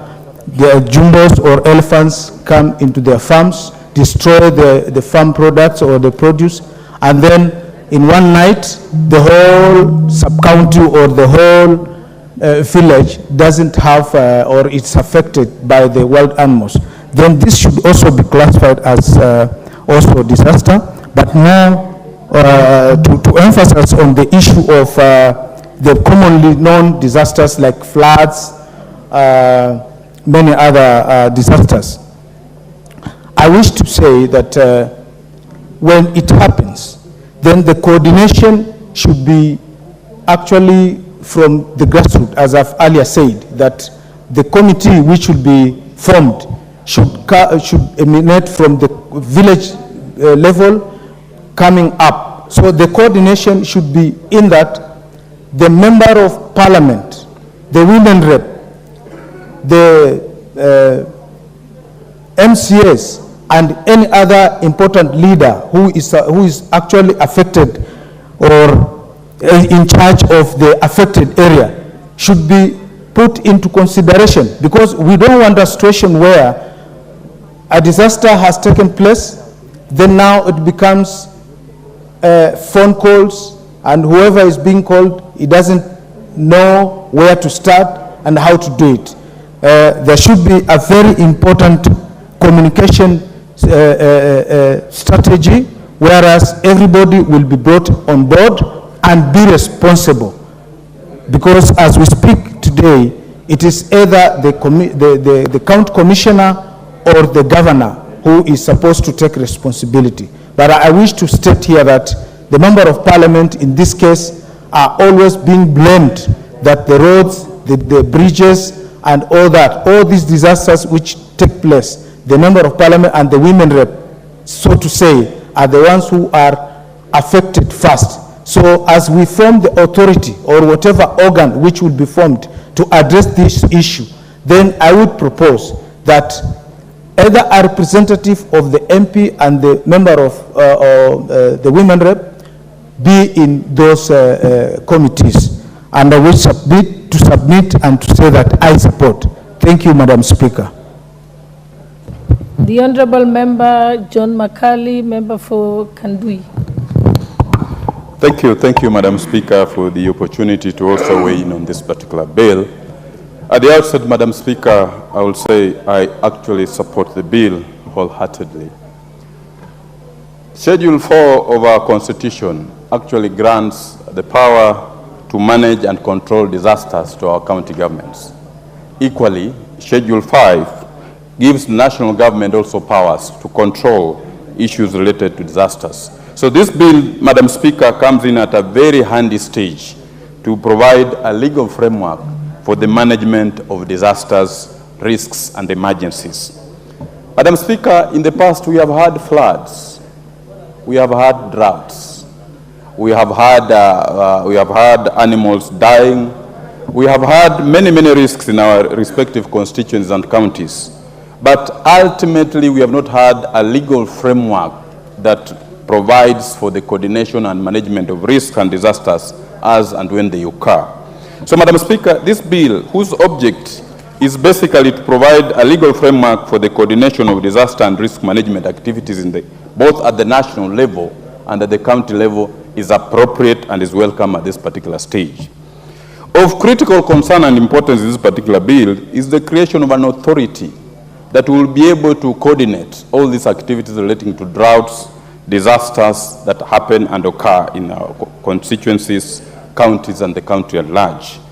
This authority that is created will be able to harness information, coordinate all the activities, so that we do not approach the issue of disasters and risk in an uncoordinated manner like we have been doing in the past, because there has been no legal framework. So this particular bill comes in to fill a lacuna that has been existing in our laws, the absence of a legal framework. We keep on saying, Madam Speaker, information is power. If we look at Chapter 3 of this particular bill, it sets up an electronic management system that has to give information, provide information to apprehend disasters that are supposed to come, to look at past events and be able to apprehend them so that we can be able to control them. So the bill is literally well-intentioned, Madam Speaker. In the recent past, we have had disasters that have come, and we have not really managed them very well. We have had funds allocated to them, but those funds have not been properly managed. They have become cash cows for some individuals who have taken disasters as an avenue to misappropriate funds. This bill has ample provisions that criminalize misappropriation of funds that have actually been set apart for management of disasters in our respective constituencies, wards, and counties. And of critical importance, Madam Speaker, Article 6 of our Constitution critically says that the county governments and the national governments shall consult and cooperate in the delivery of services to the citizenry. This particular bill sets provisions for coordination between the national government and the county government in the management of disasters.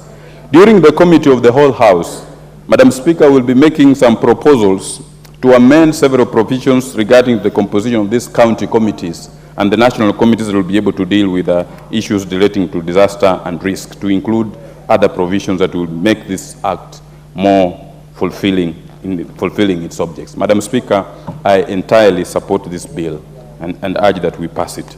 Thank you, Madam Speaker. Thank you. The Honorable Edith Nyanze, member for...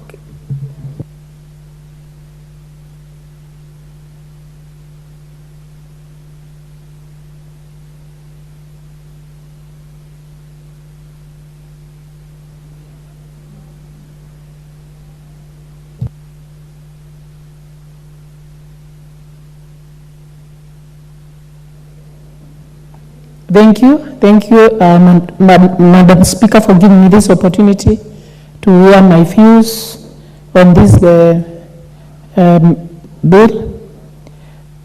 It seeks to establish a risk management authority, and I actually support it because it also seeks to establish a risk management fund, which will provide funds for risks and disaster, so that we as a country, we are prepared and also have a mitigation response in risk management matters.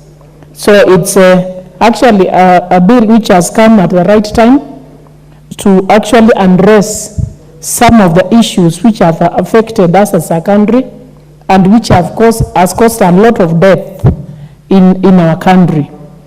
And with such, it also seeks to establish an authority, and with such an authority, we would have a central place where disasters can be reported, where emergencies can be reported, and it's even better because there is a risk management committee in the counties where the governor is the chair, and with such representation up to the counties, then it will be very easy to even report disasters, because from such committees, then they will be able to establish whether a risk is for the county to handle or whether it's a national disaster for the national government to handle.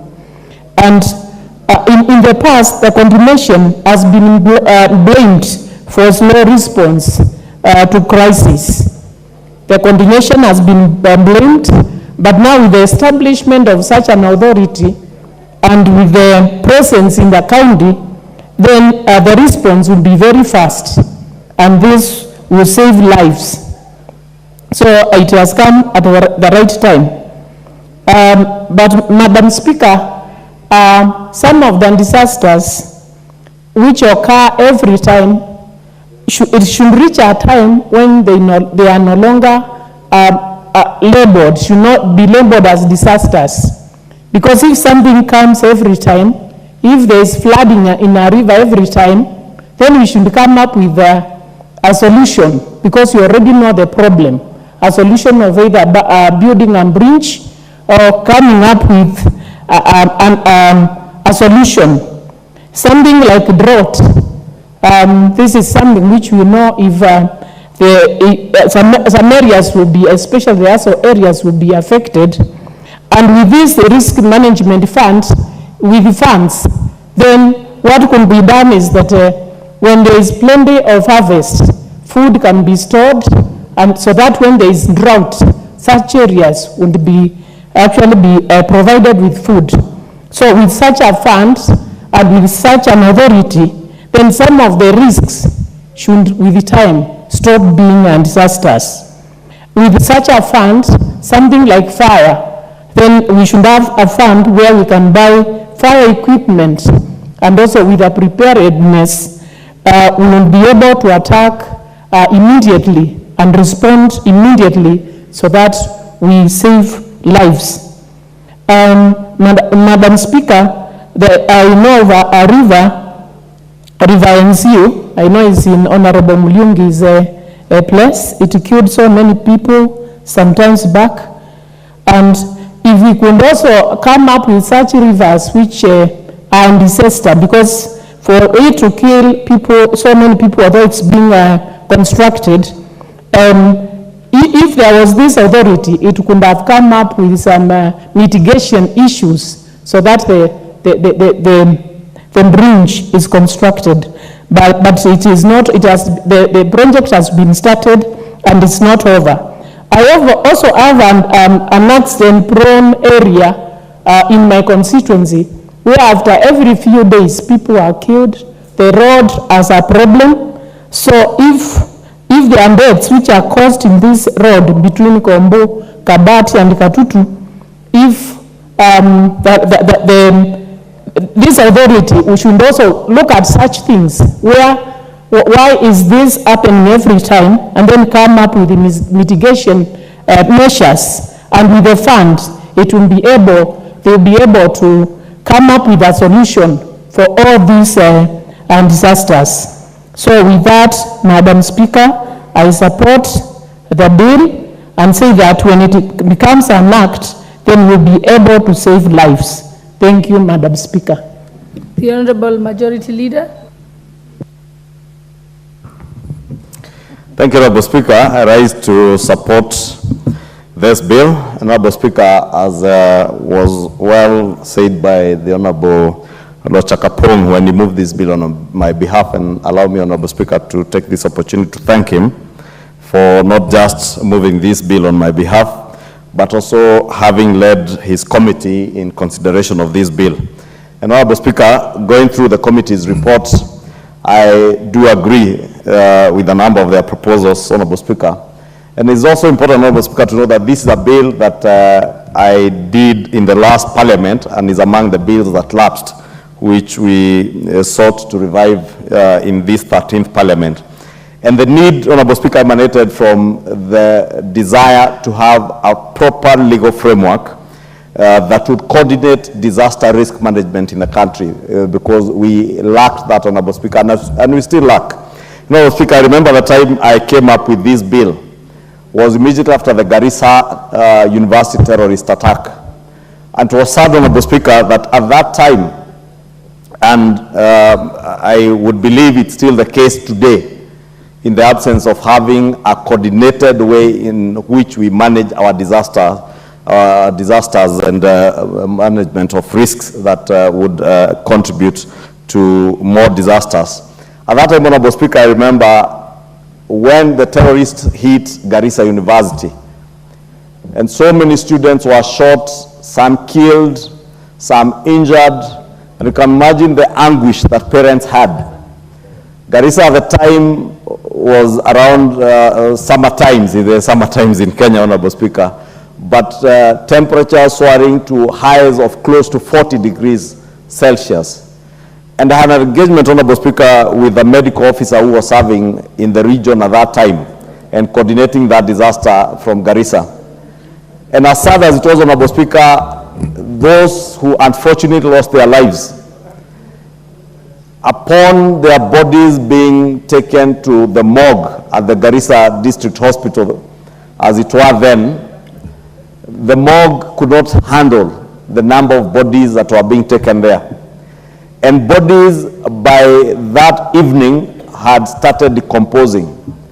By the time the government was able to mobilize resources from Nairobi to fly to Garissa, to even get fingerprints from the bodies that were already decomposing, it was not even possible. And I was told by those who are in the medical profession, when bodies stay under such temperatures, they get disfigured. And therefore, even fingerprints were disfigured.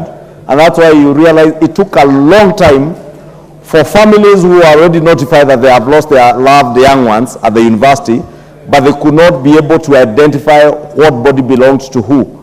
And imagine the anguish parents had.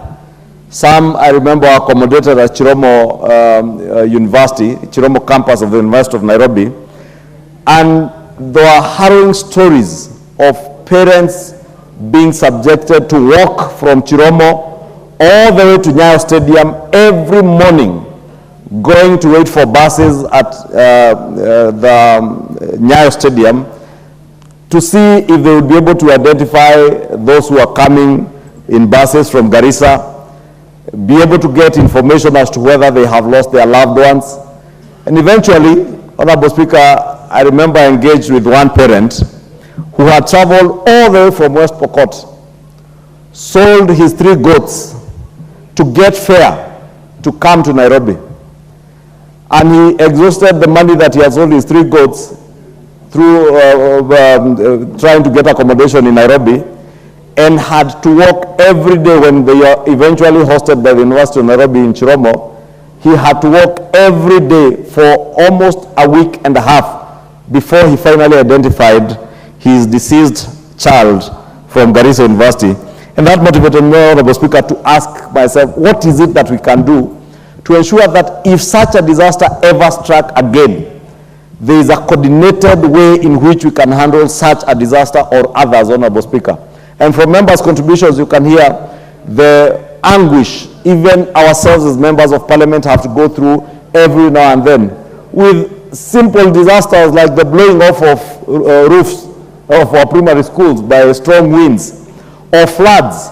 When floods ravage our constituencies, be it in Budalangi or somewhere in eastern Kenya, Kenyans are left suffering because there isn't a coordinated way through which government, both at the national level and at the county level, coordinate to handle disasters, Honorable Speaker.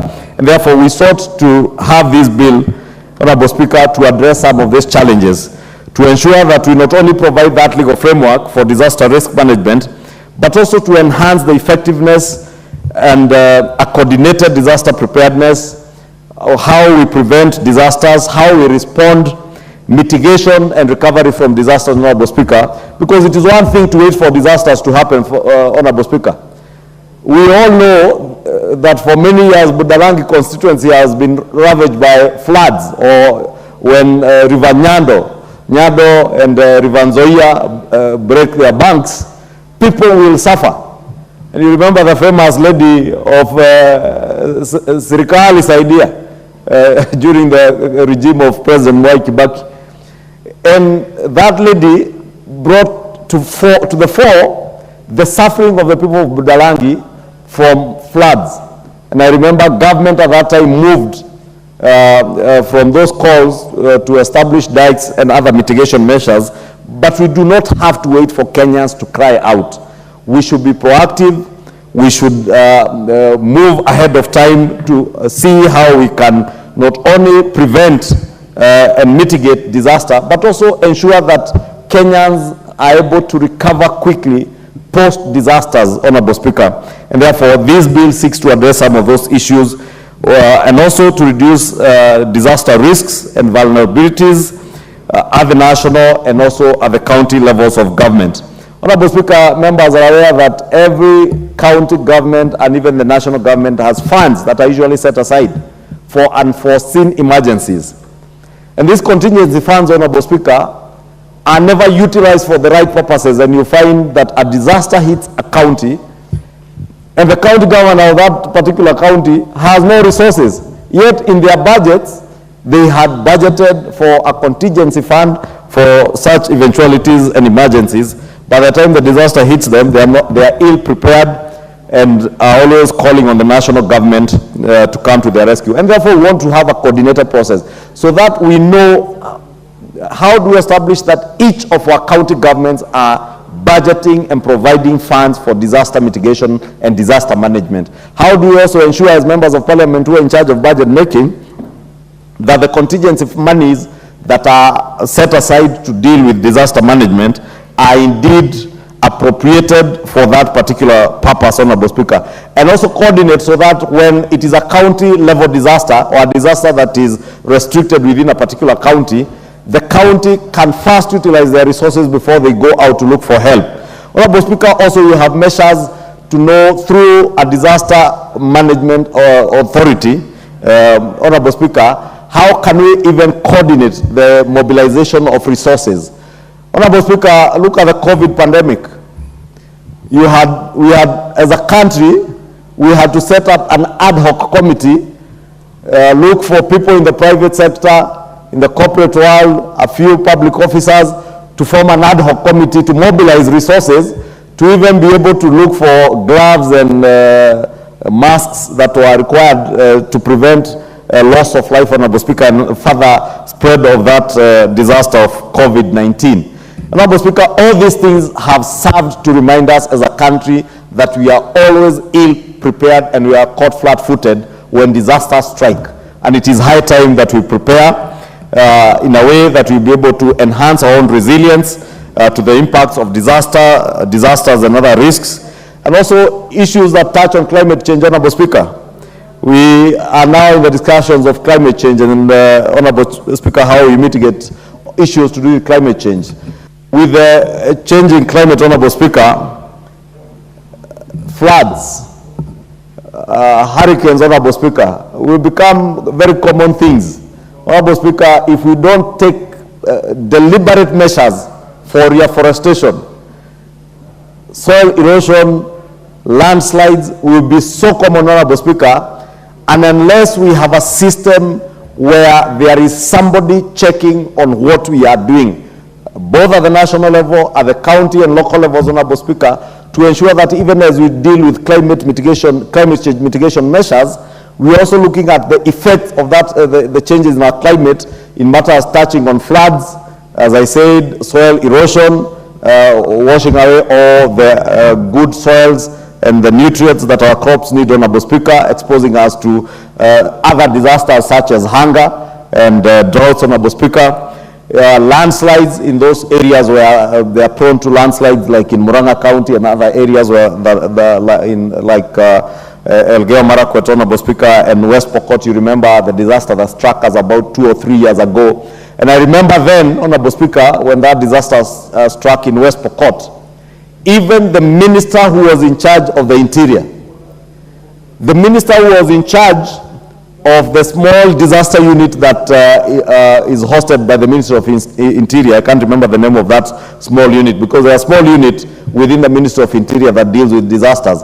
The minister in charge then, the Honorable former CS Fred Matiang'i, told the country unashamedly, Honorable Speaker, that he could not access the disaster area because of the weather at that time, flying a military helicopter. But the then Deputy President, with a small civilian helicopter, was able to access that place, Honorable Speaker. And that also speaks to the disdain and contempt that some of our public officers had with Kenyan people, that you do not relate to the suffering of the people when disasters strike. It took the then Deputy President, who is now serving as our President, flying a private chopper and even mobilizing private resources from Kenyans to be able to help the people of West Pokot then. And I was praying the Member of Parliament from that area was here, Honorable Speaker, because you do not know when such other disasters will strike. But we do not want to find ourselves in a situation where our current Minister for Interior will claim that because of weather, when he has choppers that have navigation equipment, he could not access a certain place because there is no proper framework as to how you respond to such disasters. And we want to find ourselves well prepared, Honorable Speaker. Honorable Speaker, I do agree with the committee's report that indeed, on hindsight, there are certain changes that we can make to this bill, and I agree with them on the deletion of some of the clauses, like clause 5, 6, and 7, that touch on the establishment of an intergovernmental council that will comprise 10 members. And I want to thank the committee and the chair, Honorable Chakapunga, and say I do agree with them, and we will support the amendments that they have proposed during committee of the whole. Honorable Speaker, with those many remarks, I beg to support, as I also thank the many members who have spoken in support of this bill.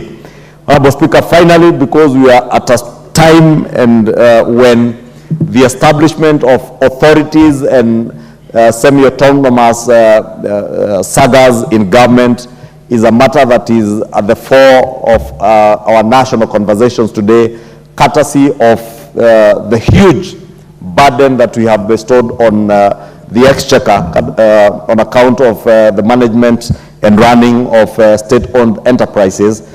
I want to state, Honorable Speaker, we must, during the committee of the whole, ensure that the National Disaster Management Authority will or should be a very lean authority that is more of a coordinating role, but not one that creates more bureaucracies to get money from the exchequer. It should be a very lean body that ensures that most of the money that will be appropriated towards disaster management goes towards the work of mitigation of disasters, management of disasters and recovery post-disasters, Honorable Speaker, but not into the bureaucracies of running state-owned enterprises or semi-autonomous government agencies. Honorable Speaker, with those many remarks, I beg to support. The Majority Leader, this is a very important bill. You are always very educative, and I'm happy the bill is coming from you. But I wanted to pick your mind for purposes of this general debate. Before you sit, I know you will have your opportunity to reply. I don't know whether you have the bill. Yes. Just something to signify to the committee that will be dealing with this thing with your approval. Look at clause 33. Or the other one can be given to the Majority Leader, so that as we debate, members are informed in terms of the areas we could, tighten. You see, it says that this authority has first to classify a disaster as either a county disaster or a disaster falling within the remit of national government before any action or intervention can take place. Assume it was something like that terrorist attack, and this classification is not timed. Or even the terrorist attack we had at the embassy of the United States here. How do you see this, working? And at this up clause, you're saying until a disaster is classified by the authority, it shall be deemed to be a county disaster. It's true, Honorable Speaker, that whenever a disaster occurs or threatens, I don't know how it will threaten, to occur, the authority shall determine whether the event is a disaster under this act, and if so, immediately assess the magnitude and severity or potential magnitude and severity of the disaster, then classify the disaster as a county disaster or national disaster, and see record the prescribed. Honorable Speaker, I think these are some of the issues, Honorable Speaker, on hindsight I say we, together with the committee, will be looking at possible amendments so that it is clear that the authority is to determine, when a disaster occurs or when it threatens to occur, for instance, when it is raining and trees are falling off the hilly parts of Muranga or Elgeyo Marakwet or West Pokot, and there is a threat that there is likely to be a landslide. Then the authority, we cannot wait for the authority to determine whether that disaster will be localized in that area or whether national government should intervene, because it's quite clear that a disaster is likely to occur or one has already occurred. They should be able to move with speed and be able to determine the magnitude. And I think we'll do some cleanup in this particular section to make it clear. So that, again, we are not bogged down, as I was saying earlier, by bureaucracies also that we also create in law. Yeah, thank you very much. And I think in that endeavor, the committee should also look at even the definition of disaster is too broad. Anything that causes death, injury, or disease, damages property, infrastructure, or environment, significant disruption of life to a community is a disaster. You may end up in a situation where everything is a disaster waiting for national government, intervention. And as we do that, we also look at the fourth schedule in terms of the kind of disaster the counties can give them, so that we delineate them. The Honorable Dr. James Nikal, the MP for Seme. Honorable Millie, what is out of order?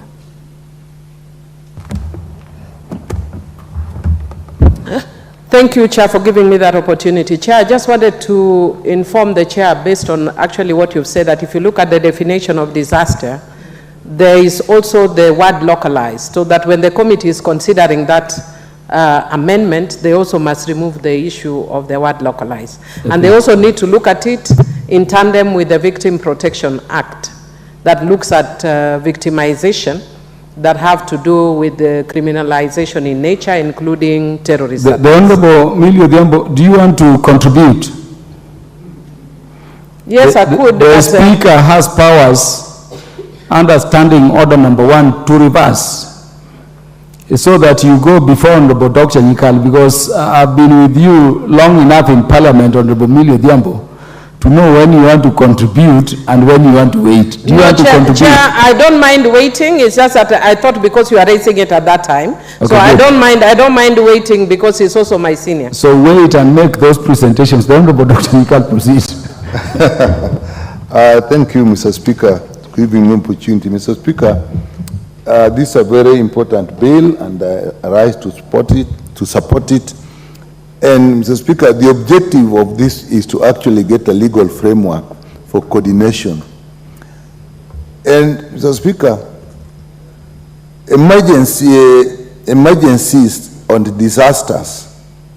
disasters normally have an emergency element. So most disasters will have an emergency element. And if there's an emergency element, there is need for preparedness, and these are things that actually have to be done before.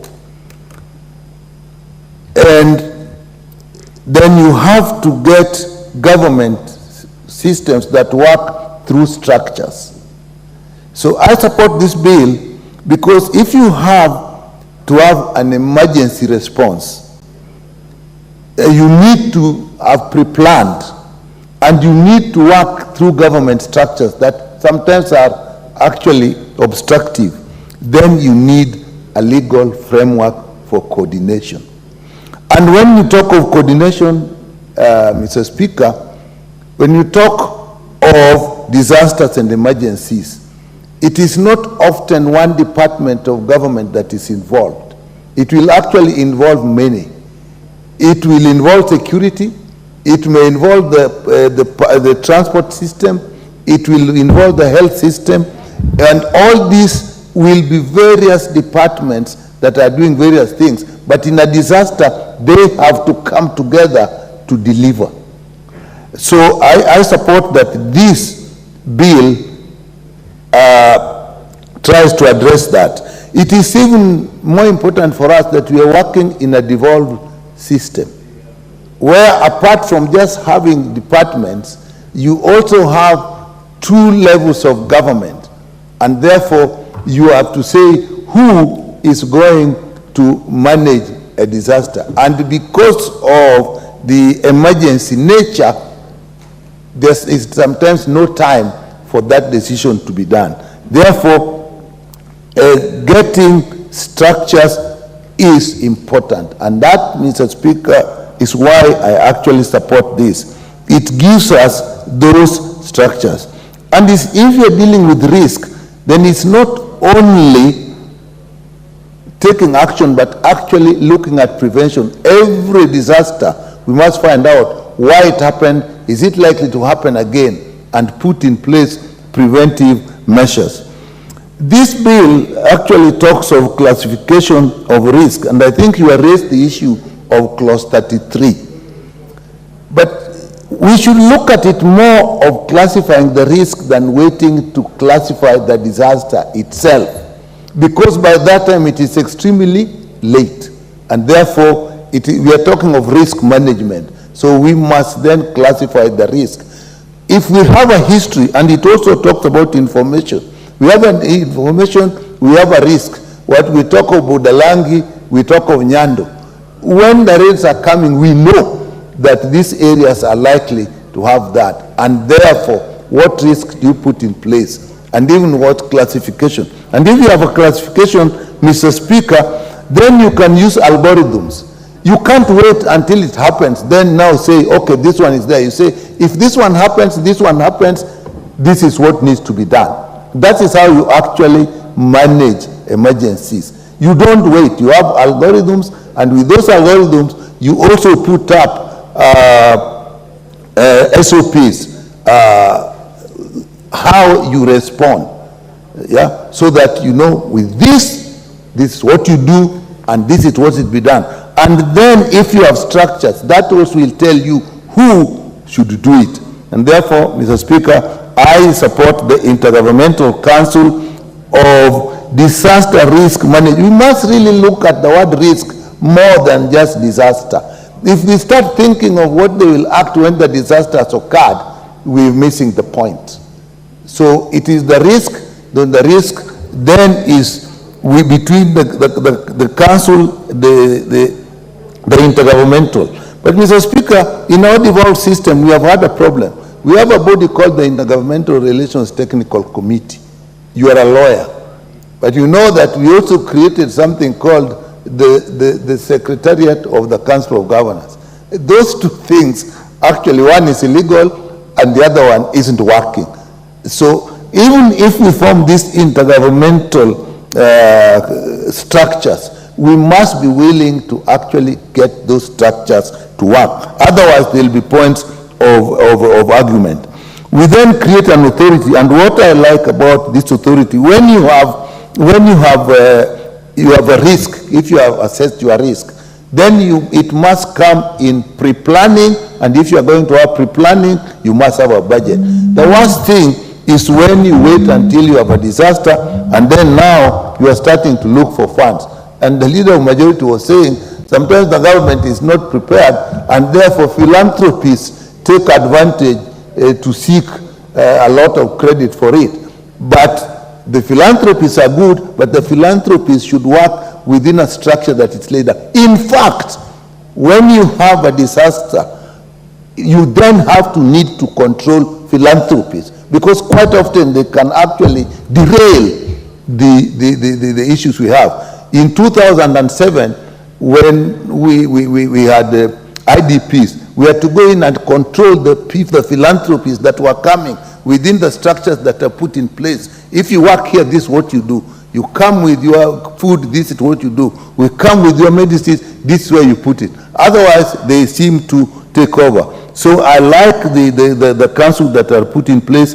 I like the authority, but the authority I like because they're pre-planning and the budgeting, so that there's a framework. Even those who are giving you funds, sometimes it is better for them to just give you funds and work through a structure than actually to have one person coming with a load of food, the other come with a load of medicine. Nobody has checked whether these medicines are registered in the country. Nobody knows whether the food is expired, and now people are just running around helter-skelter. So that those authorities will do that.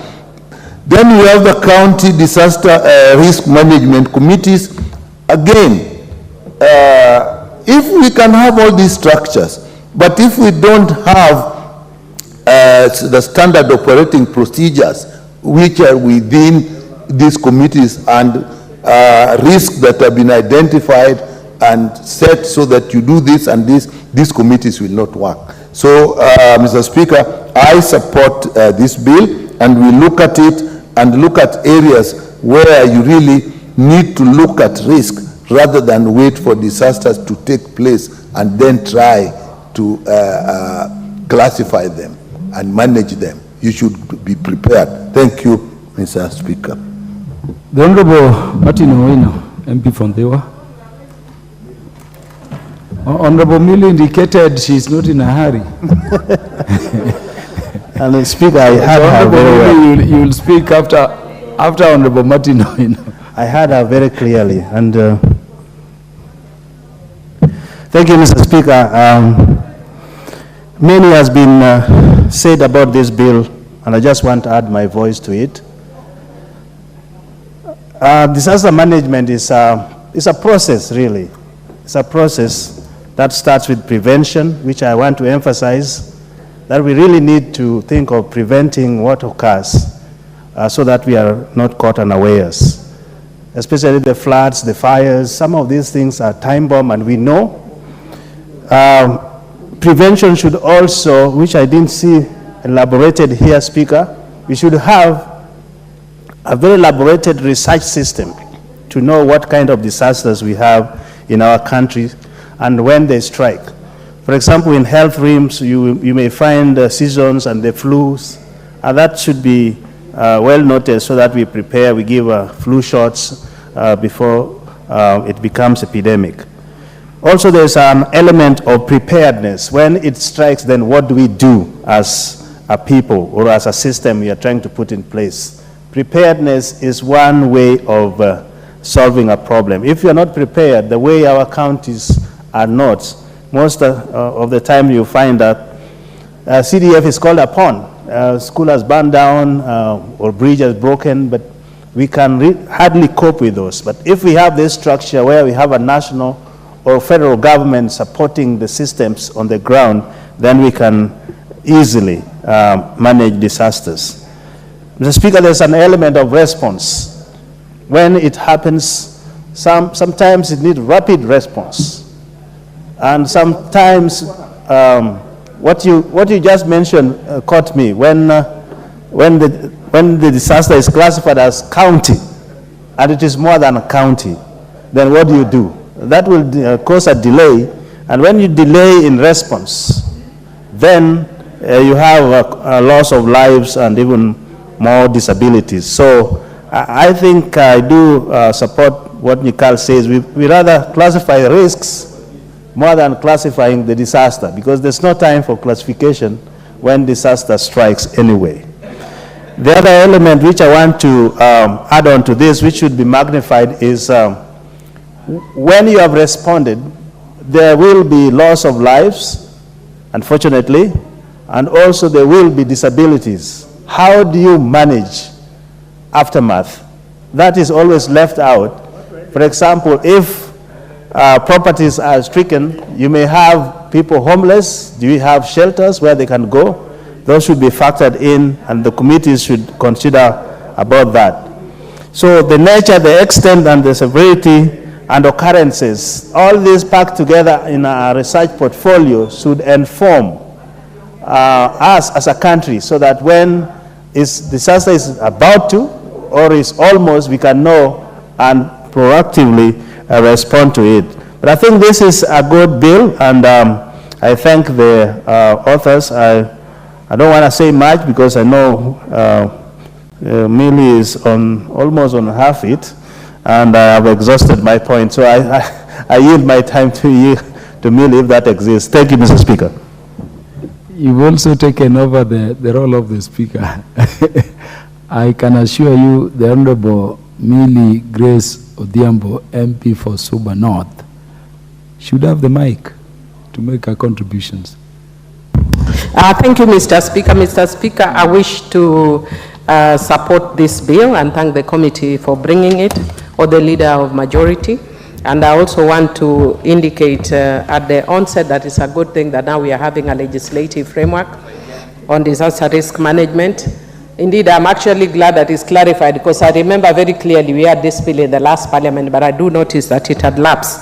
Mr. Speaker, because most people have spoken a lot to the issue of disaster risk management, I just wanted to talk about some of the issues that I've seen that are thorny in the bill. One of them, which I was actually intervening because I didn't know that I would have the time, is on the issue of definition of disaster, that because they have included the word local, it actually limits, because then a disaster can happen that is beyond local. But when you use the word local, it means it limits how we respond when you actually make disaster a local affair. And we have seen from experience, and even from what the majority leader had given, for example, of COVID.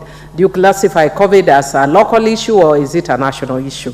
Then, Mr. Speaker, one of the other issues that I've actually picked that is of concern for me also is the definition of disaster risk management.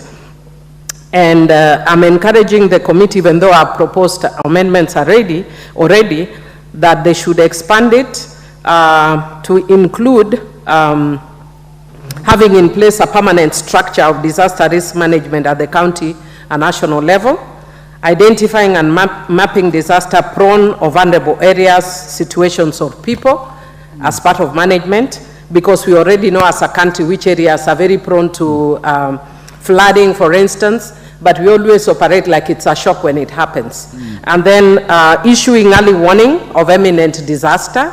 Mr. Speaker, if you go even to BBC and other areas now, you actually see alerts that are issued all the time. And even if you look at today's I think media, I don't know if it was Nation or what, that I was reading, the US is already giving an alert on a possible terrorist attack in Somalia. That is actually a preparation for disaster. Why don't we have things like that? And then relocating populations in case of imminent disasters, and using technology to better management disaster. Mr. Speaker, one time when we were in Indonesia with the Committee of Budget, I woke up in the night, I was sleeping, and I actually thought I'd overslept and forgotten to switch off my TV. And Mr. Speaker, after a while I actually discovered that it was an automated system coming through the TV that was warning us that there has just been an earthquake of this magnitude, and we should go out and we should do XYZ, you know, for a focal point. And Mr. Speaker, by the time I was walking down, I think God gave me an amazing ability to sleep. I met people walking up. I had slept through the earthquake. And when I reached, I found people that were in centralized places. Should we have an earthquake in Kenya, I can tell you it will be shocking how we'd react, because we don't have those centralized places. In Indonesia, everybody knows there's an earthquake. Every hotel has a centralized area. We should also have those automated systems even in our hotels, not just for earthquakes, but for other things. I'd want to say, for instance, my own county, Homa Bay, It's an earthquake-prone area, but we have such things. I know Honorable Gladys will be doing something about it. She's just done her first year. But in terms of the law, those are the things that we need to be putting. Mr. Speaker, the other issue that is of concern to me is the issue of the definition again of emergency preparedness. And I'm encouraging the committee that what we need to add as part of emergency preparedness is having a policy in place for both the national and the county government, but also having in place a monitoring system for both the county and national government, having in place an early warning system, a continuous public education and awareness of to the public on disaster risk response, including emergency numbers and centers, and having in place facilities and equipment for effective and quick response in case of disasters, including fire trucks, land, water, and air ambulatory services. Mr. Speaker, right now, if we were to have a disaster in Fangano Island, we would actually have a challenge because we don't have a boat ambulatory system. I know we've raised it with our governor and she said she will bring it, but I'm not just saying it in relation to Homa Bay County. What about other areas that are, covered by water? If there's an emergency or a disaster, how do you respond quickly?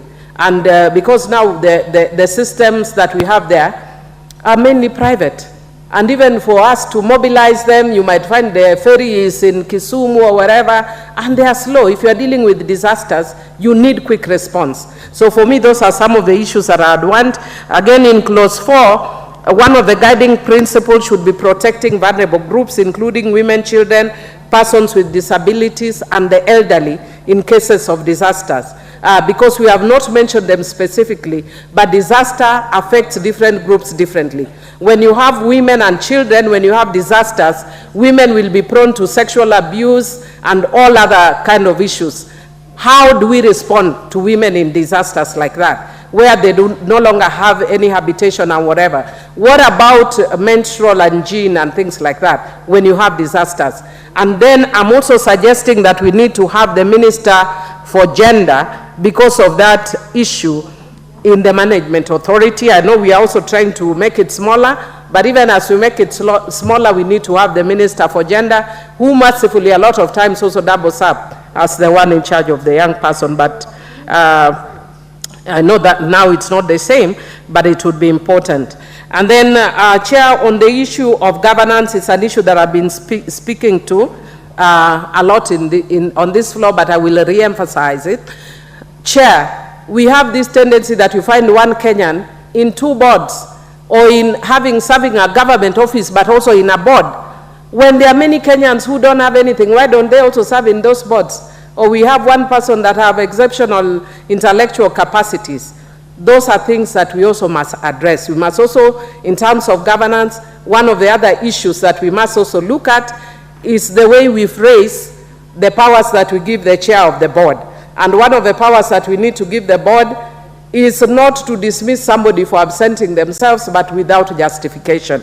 Chair, one of the other things that I'd want to say is also that we need to ensure that we take a zebra approach when we are appointing the boards or the officers to any of the bodies. And so that if you have a male chair, you should have a female vice and vice versa. Mr. Speaker, I've written a few of the issues. I'm not going to mention all of them, but I just want to complete by saying one of the things that I've told you before, I've sponsored the Victim Protection Act. And one of the clauses in the Victim Protection Act is the issue of victimization, mass victimization arising from a crime. So for instance, the issue of terrorism. And one of the things it does, it says that, this is actually born of the fact that when we have seen all the times that we have seen terrorist attacks, how have we responded as a country? Every single person has walked in there to respond, not the officers. Secondly, in their response, we don't preserve the evidence. We don't also look at the victim. We don't see like what you see if you actually look at a lot of the programs in the US or other areas, that they will preserve the dress that the person is wearing for purposes of identification, or any other identifying features. I was very shocked one time when I went to Kenyatta National Hospital, and I saw recently that they wanted to dispose of bodies. And they were telling people to just come and dispose of bodies. And I said, and I asked them, do you keep in such cases of disposals any evidence that when somebody one time wants to identify a person who is lost, they can do that? And they said, no, they don't have. I was actually shocked. So that is why, for instance, one of the people who used to be an ODM member called Matunga, who disappeared from Gwasi, to date can't be traced because there is no DNA evidence. This applies to mass victimization as well. So, Mr. Speaker, I've proposed several amendments to this bill. It is a good bill. It is a timely bill. I encourage the majority speaker to be more futuristic and stop looking backwards and always blaming other people, including Honorable Matiangi, because the country has moved on. With those few remarks, I support. Thank you, Honorable Millie Odhiambo. Always very informative. The Honorable Dr. Suzanne Kiamba, the MP for Makueni.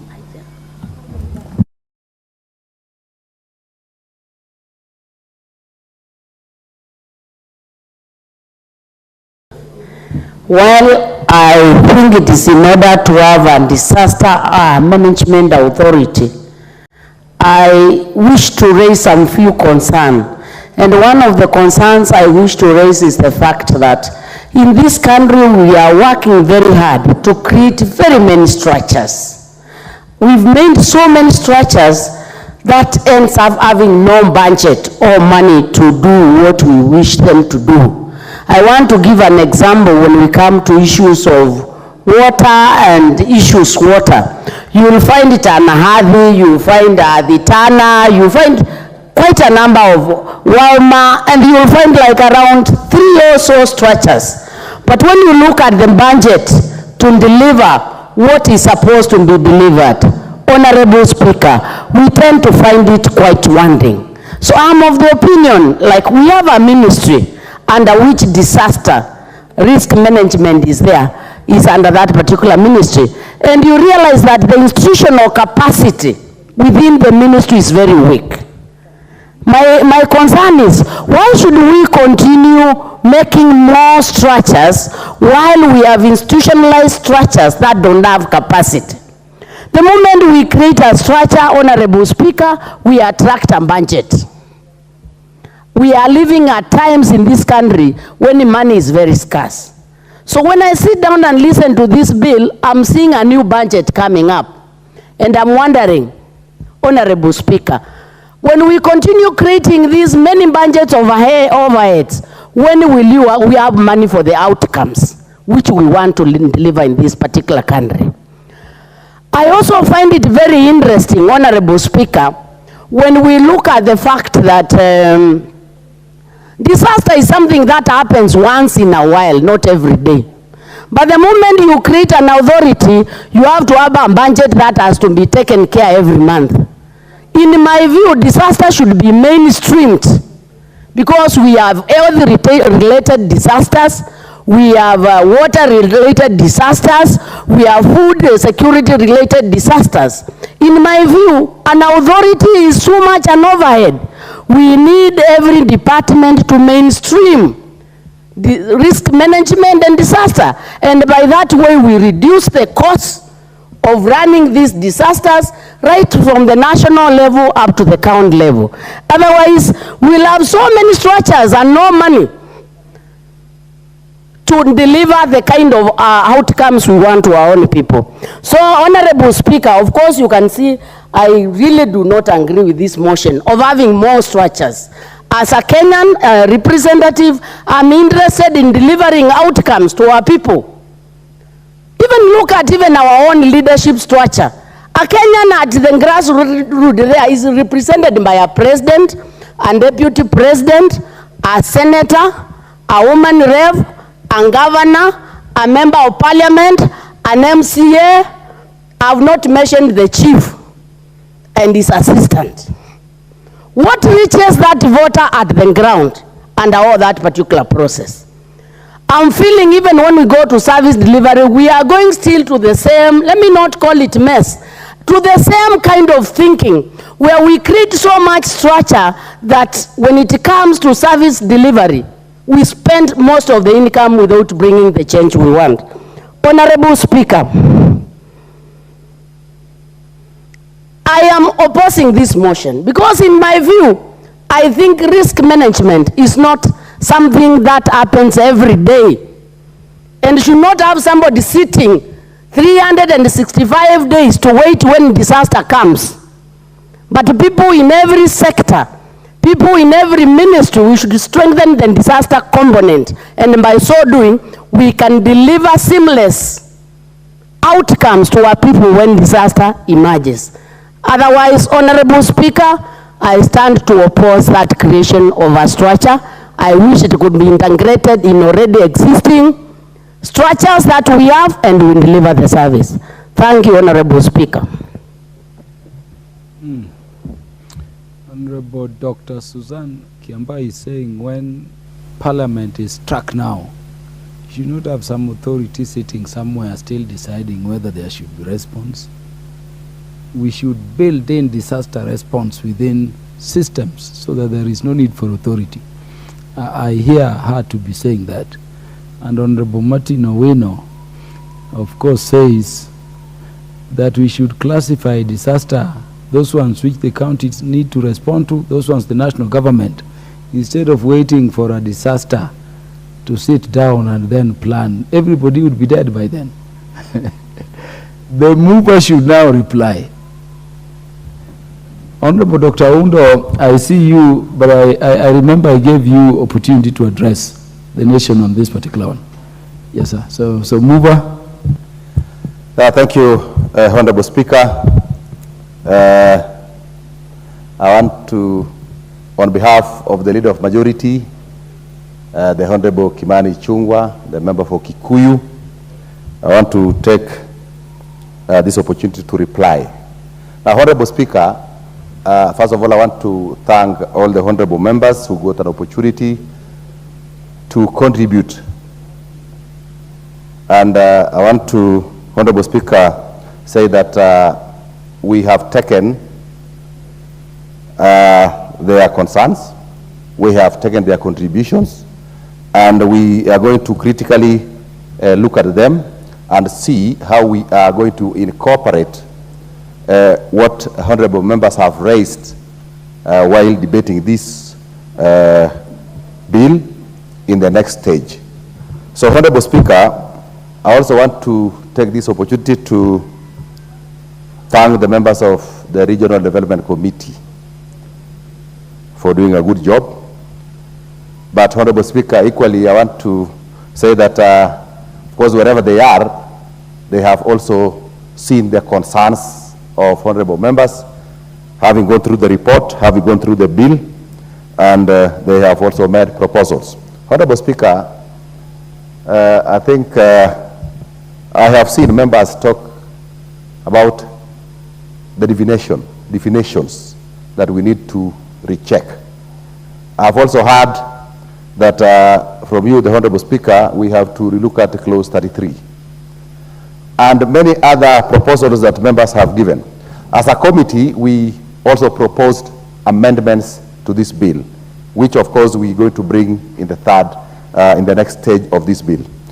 So, Honorable Speaker, together with what honorable members have proposed, we are going to look at it again, and then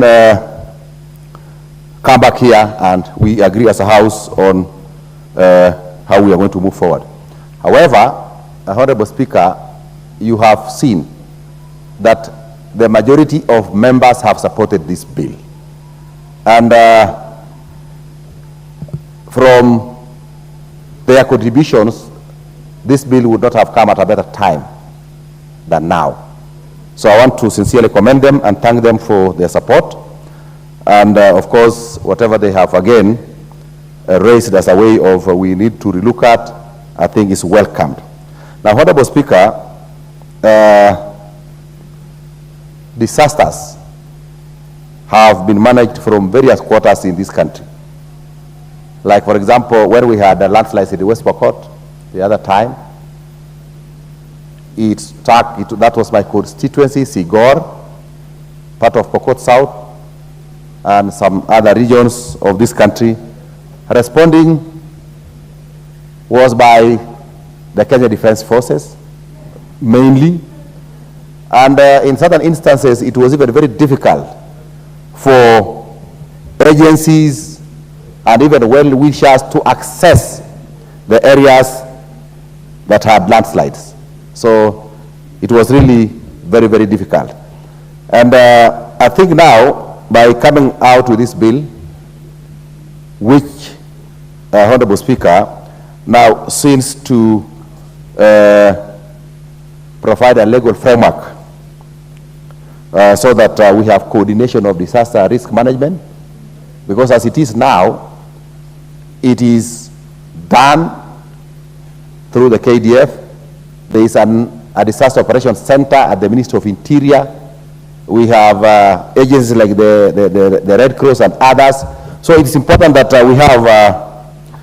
we have a framework, a legal framework, so that all these actors involved in disaster risk management and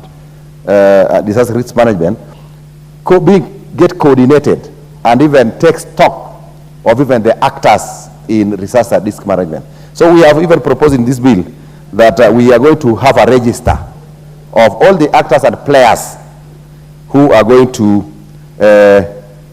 do something about disaster. Honorable Speaker, the fourth schedule to the Constitution provides that disaster management is a shared function between the two levels of government in this country. That is the national government and the county government. That is why, Honorable Speaker, we have here proposed a National Disaster Risk Management Authority, and at the county we have a disaster, county disaster committee that will be headed by somebody who will be competitively recruited. And in that way, I think we are going to have a situation where the two levels of government coordinate and work together to address cases of disaster. Honorable Speaker, you know, the people in the counties are Kenyans. So we don't have people of the national government and people of county government. So whenever a disaster occurs, it affects Kenyans. And if this bill is going to help in terms of reaction time between the time a disaster occurs and the time it is being addressed, then I think this is good. Now, Honorable Speaker, I know that the various issues that have been put forward will be taken into consideration. Now, Honorable Speaker, when this bill will be enacted into law, the enactment of this bill, Honorable Speaker, will lead to efficient and effective management of disasters across the country. During contribution here, that it may be too bureaucratic between the time a disaster occurs and the time it is being classified.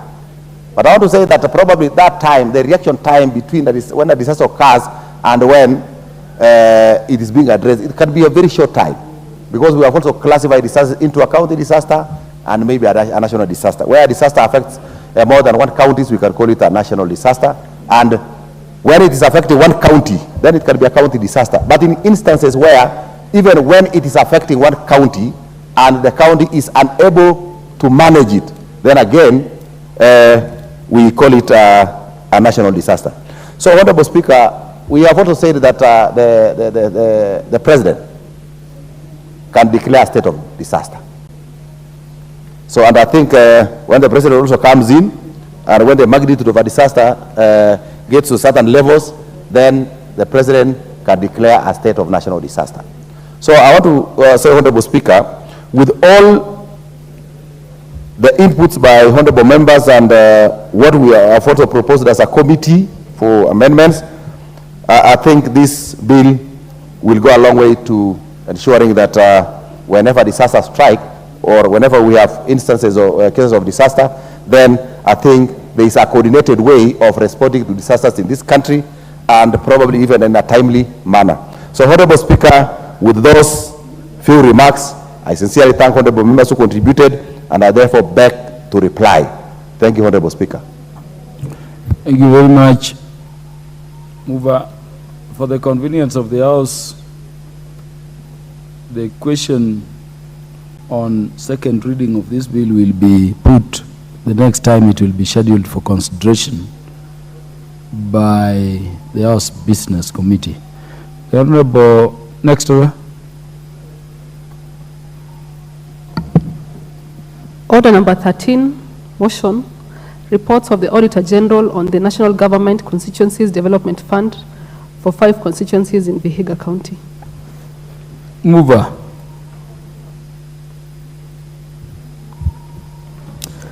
Thank you, Mr. Speaker. Honorable Speaker, I beg to move that this House adopts the second report of the Decentralized Funds Accounts Committee on its examination of audited financial statements for the National Government Constituencies Development Fund for five constituencies in Vihiga for the financial years 2013-2014, 2014-2015, and 2015-2016, laid on the table of the House on Wednesday, 14th February 2024.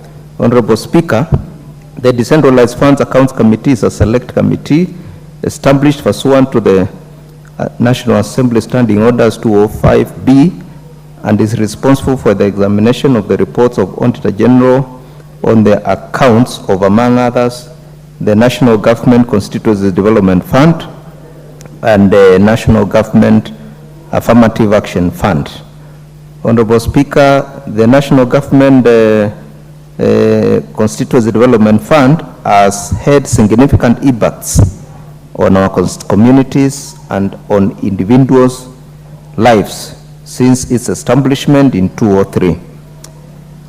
Honorable members can attest that the fund has helped transform our communities through the development and maintenance of infrastructure projects, especially in schools and other educational facilities, as well as provision of bursaries to needy students. These CDA-funded projects have stimulated economic activity in the constituencies by providing employment opportunities during construction and enhancing local infrastructure that supports businesses, leading to increased economic growth and prosperity. Improved access to education, on the other hand, has translated to communities being more empowered and leading better lives. It is indeed an economic stimulus program which should be cascaded to other development projects. Honorable Speaker, one important aspect of the NGCDA projects has been the participatory nature of the projects that it funds. The NGCDA often involves community participation in project selection, implementation, and monitoring. This has empowered communities to take charge of their development priorities and foster a sense of ownership over the projects, leading to sustainable development outcomes, unlike other development projects. Honorable Speaker, oversight over national revenue and expenditure is amongst the roles of the National Assembly as stipulated under Section 95(4)(c) of the Constitution of Kenya 2010. Further, Article 226 of the Constitution provides that an Act of Parliament shall provide for the designation of an accounting officer in every public entity at the national level who is accountable to the National Assembly for its financial management. In addition, Article 229(8) mandates this House to debate and take appropriate action on audit reports from the Auditor General. Further, Section 68(1) of the Public Finance Management Act 2012 provides in the earlier that an accounting officer of the national government entity, Parliamentary Service Commission, and the judiciary shall be accountable to the National Assembly to ensure that the resources of the respective entity for which he or she is accountable, accounting officer, are used in a way that is lawful and authorized and effective, efficient, economical, and transparent. In addition, Section 12(3) of the National Government Constituencies Development Fund Act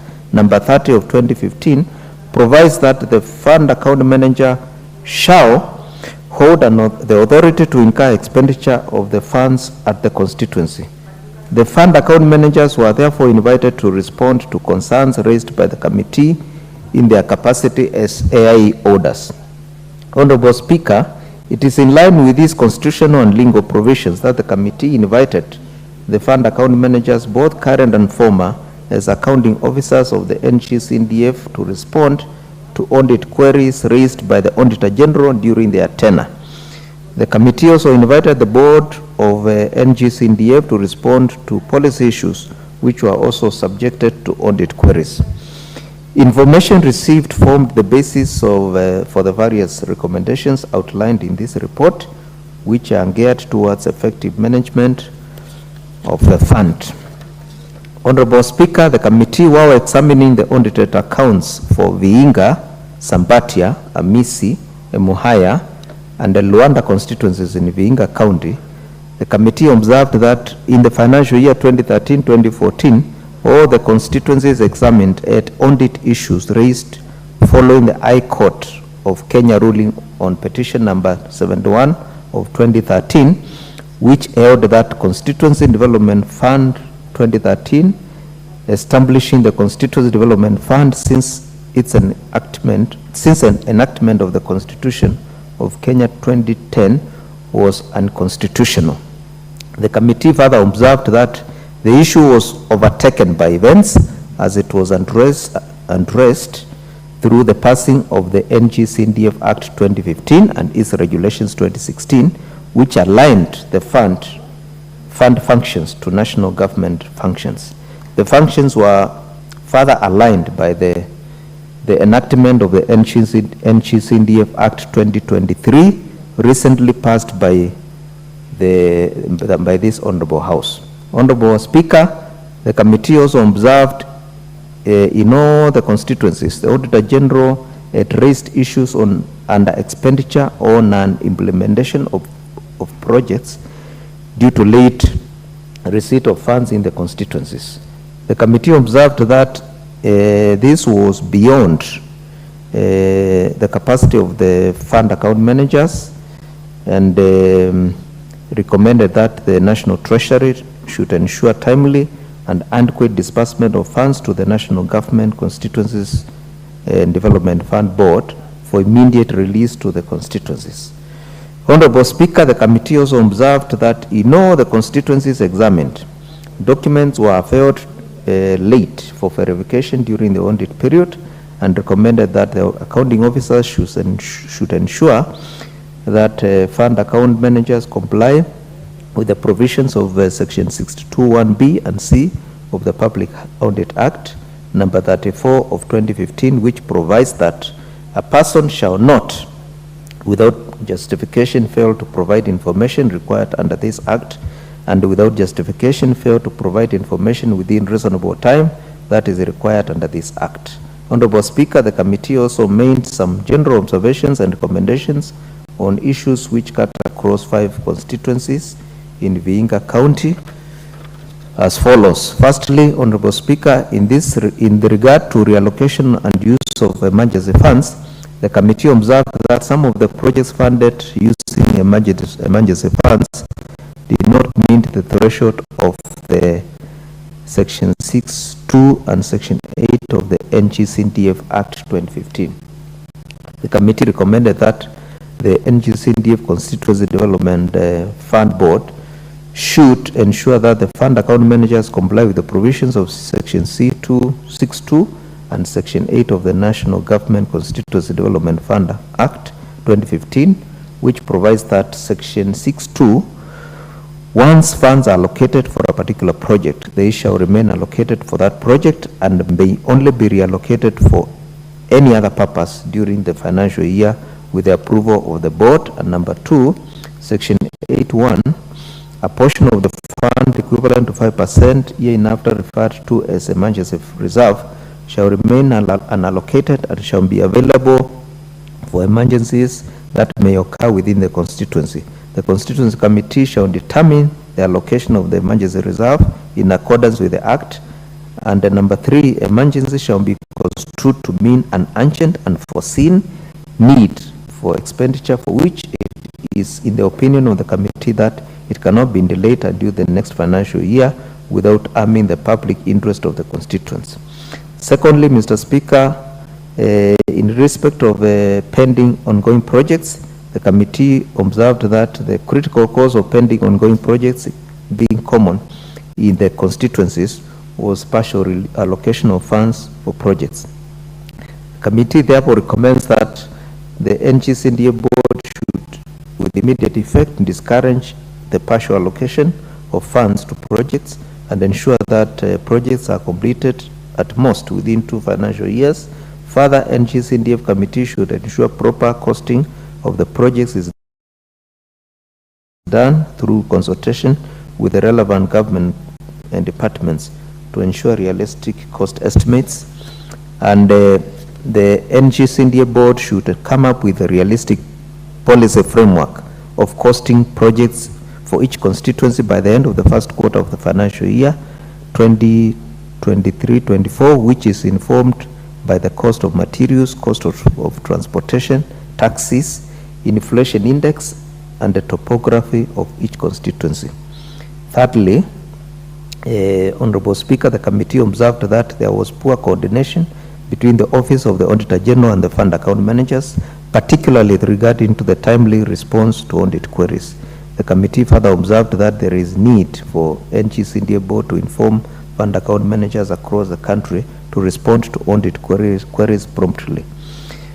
The committee, the NGCDA board, the committee recommended the NGCDA board issues an administrative circular directing fund account managers to comply with the provisions of the Constitution 2010, the Public Audit Act number 34, 2015, the Public Finance Management Act number 18 of 2012, and Public Procurement and Assets Disposal Act number 33 of 2015.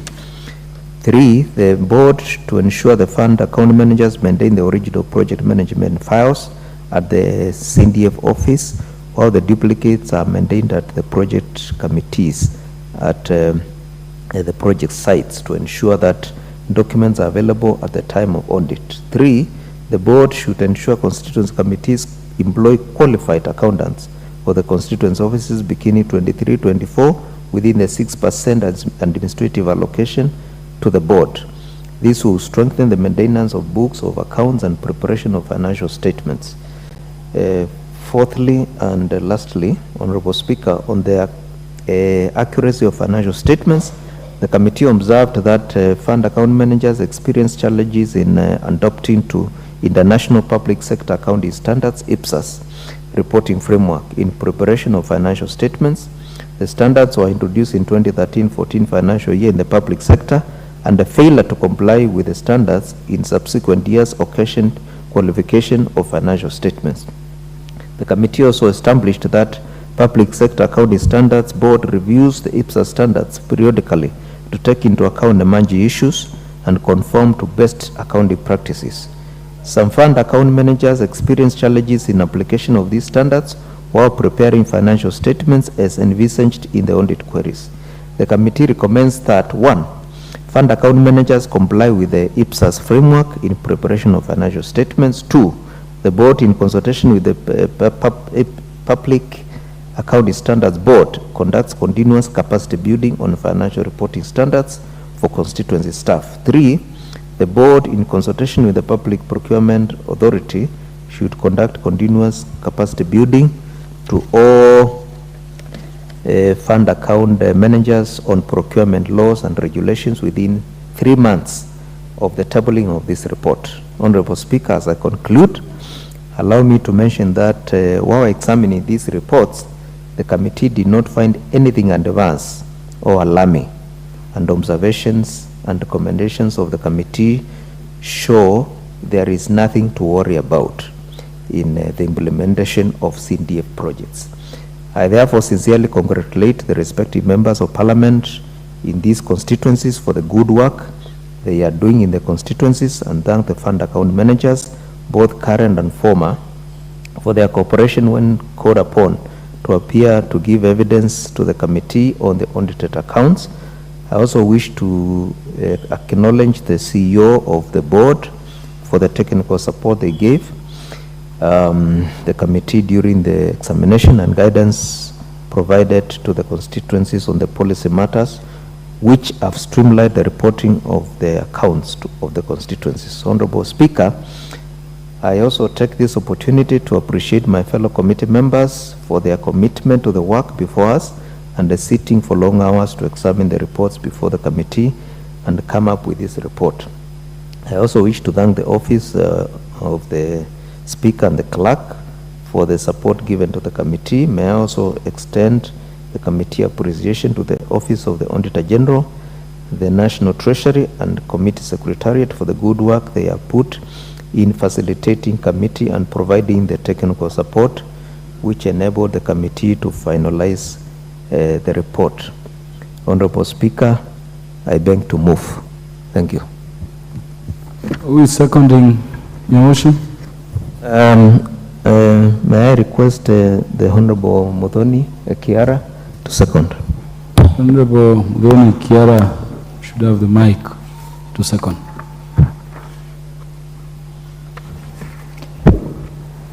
Thank you, Honorable Speaker.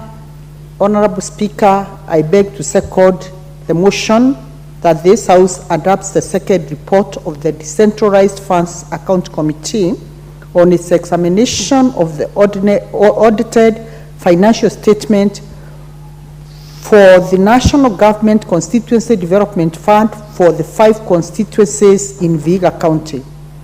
Honorable Speaker, I do wish to appreciate that the National Government Constituency Development Fund is one of the funds that is felt on the ground, Honorable Speaker. Honorable Speaker, the issues that are normally raised when we call or when we go for audit, Honorable Speaker, it's important to know that they cut across all the constituencies. And during the examination of these financial statements, Honorable Speaker, we do realize that in all the constituencies, the issues that we come across normally are the same. And Honorable Speaker, we have taken time in more often than not to scrutinize all the reports that are brought by the fund account managers. But Honorable Speaker, the committee's general observation, as highlighted by the mover, therefore, is these constituencies in Vihiga, for instance, on the issue of unimplemented projects, the committee observed that there was delay in implementing massive delay in implementation of the projects, and the reason given is treasury, Honorable Speaker, because of delay in disbursement of the same projects, of the same monies. Honorable Speaker, the committee recommended that the National Treasury should ensure timely and adequate disbursement of funds to the National Government Constituency Development Fund Board for immediate release to the constituencies to avert these massive delays. Honorable Speaker, I also wish to reiterate that the committee's observation on poor coordination between the Office of the Auditor General and the fund account managers, particularly regarding the timely response to audit queries and the need for the National Government Constituency Development Board to inform the fund account managers across the county to respond to audited queries promptly. Honorable Speaker, the committee recommends, amongst others, that the National Government Constituency Development Board should ensure constituency committees employ qualified accountants for the constituency office. And Honorable Speaker, we also observed that these account fund managers, sometimes proper induction is not done because, Honorable Speaker, you find They don't know even what to bring during audit. And this makes the committee keeps calling them again and again. To repeat this, Honorable Speaker, we want to urge the National Government Constituency Fund Board to ensure that they do proper induction to all the fund managers to avert wastage of public resources, calling the committee and wastage of time for the committee members, because we normally sit long hours, Honorable Speaker, so that we can be able to come out with very credible report. Honorable Speaker, I wish to join my chairman in saying that in all the constituencies, money has been used prudently. And Honorable Speaker, it is important for all of us to laud the members of Parliament because their work is oversight.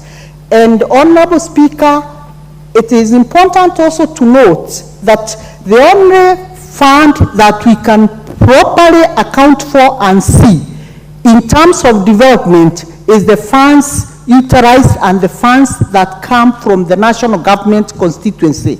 So, Honorable Speaker, I'm saying this because the counties are also in place, but whenever we go, the buildings that we see, Honorable Speaker, we can see clearly they are national government constituency development fund projects that have been properly utilized, and some are in proper use, Honorable Speaker, except for the few issues that we have raised where there is massive delay in disbursement of the National Government Constituency Development Fund. And on that note, Honorable Speaker, as a committee, I wish to urge the NGCDF board, chaired by the honorable members in this house, so that they urge Treasury to release these funds well on time, so that we don't have massive delays of projects. Honorable Speaker, I wish to second this very important report and say NGCDF is the way to go. Thank you, Honorable Speaker. Thank you very much. Honorable members, I now propose the question that this House adopts the report of the Decentralized Funds Accounts Committee on its consideration of the financial statements for the National Government Constituencies Development Fund for 5 constituencies in Vihiga County for the financial years 2013-2014, 2014-2015, and 2015-2016, laid on the table of the House on Wednesday, 14th February 2024.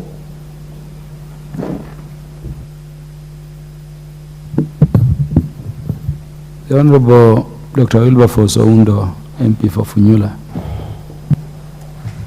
Thank you, Honorable Speaker.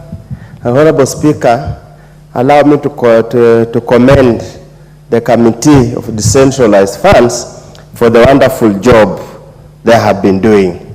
And Honorable Speaker, allow me as well to sympathize with them.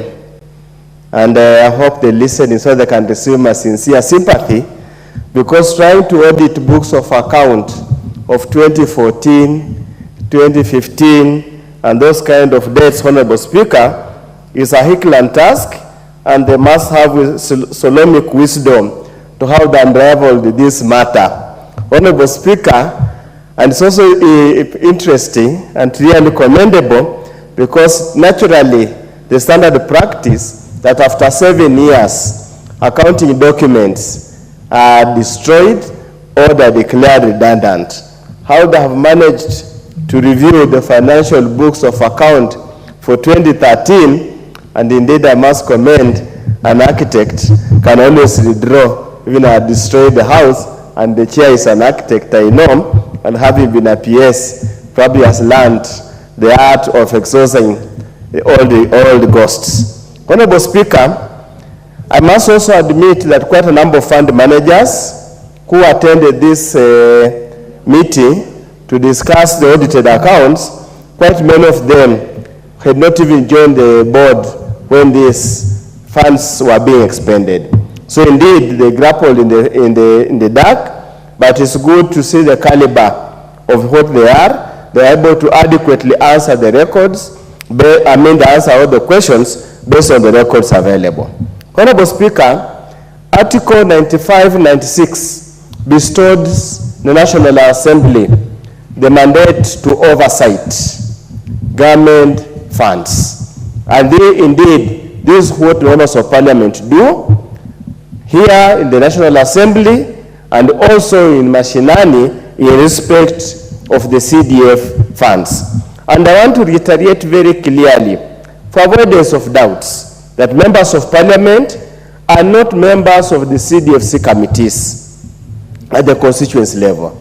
Secondly, Honorable Speaker, with the change in the law, even where members of parliament by any accident used to sit in the oversight committee, that has long been reversed. So essentially, the CDF fund as it is a completely independent fund run by its own structures. The members of parliament only oversight. Just like we can oversight any national government project, we can attend the launch of any national government project when they are being launched, be it by the minister, be it by the PS, be it even by the president, or whoever attends. So our attendance in such launches, such handover, is just part of our representation and of our oversight role. Honorable Speaker, when we seek to find out what has been done, we are simply oversighting. We are not involved directly in the management of the funds. When the reports are brought here, Honorable Speaker, we indeed also have just oversight, like everybody else can do anywhere. So I want the members of the press, the Republic, and everybody to desist at any time associating a member of parliament with any misappropriation, any corruption, or unethical management of any funds at any given time. The AIE holder, as the chair has clearly explained, is the fund accounts manager. That's the AIE holder at the constituency level. At the board level, it's the CEO. So if there is any issue, indeed the people to answer those questions are the AIE holders who are the fund managers. But fund managers also work within the local context. So it's always important, the Office of the Auditor General and all those who are involved in any form of oversight or auditing must put in mind that this is a local environment, local circumstances. Honorable Speaker, when you go to the procurement processes, Honorable Speaker, you would go to some remote constituencies. You might not be able to get all the contractors who have got all the required documentation at any given time. You impose certain types of plant and machinery, you expect some kind of personnel which will never be found.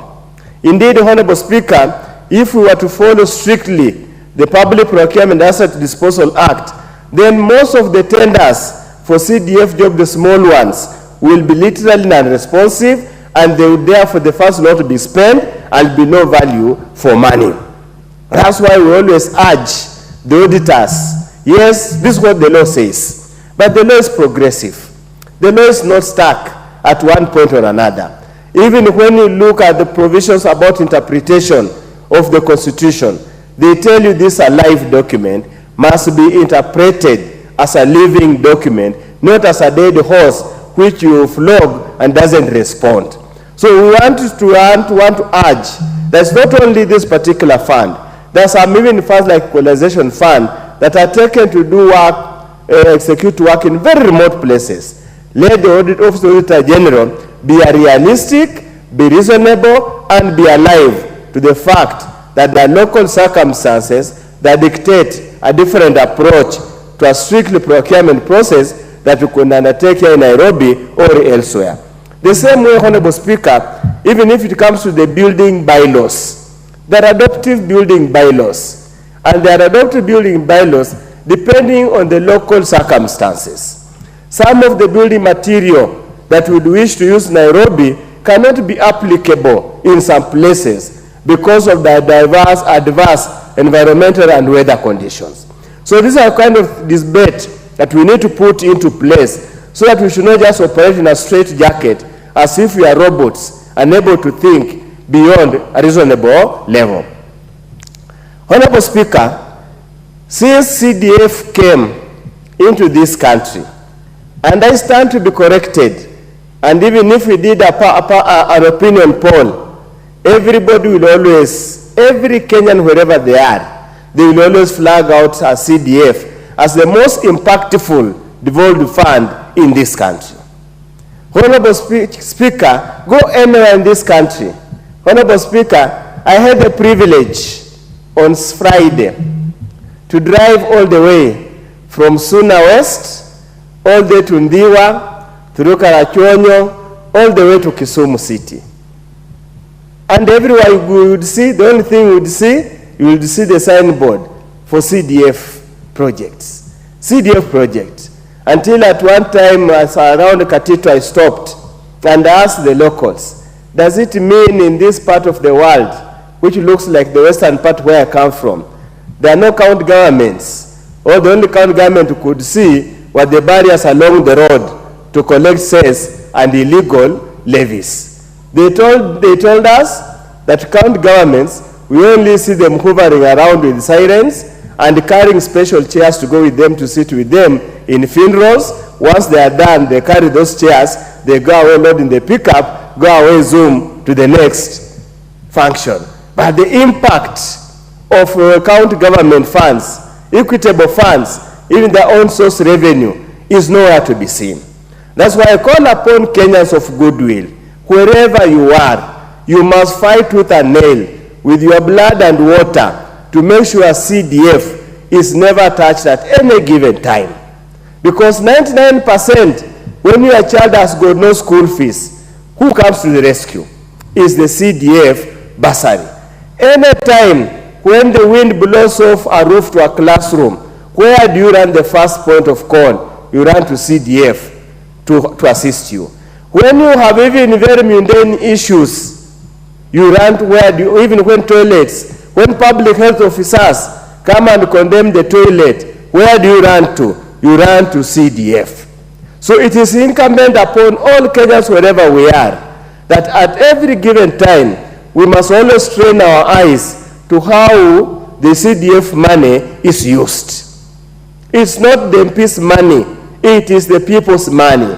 So wherever you are, if you walk anywhere and you find anybody talking ill of CDF, even contemplating or imagining that they can abolish CDF, they are abolishing you completely and the entire lineage of your family.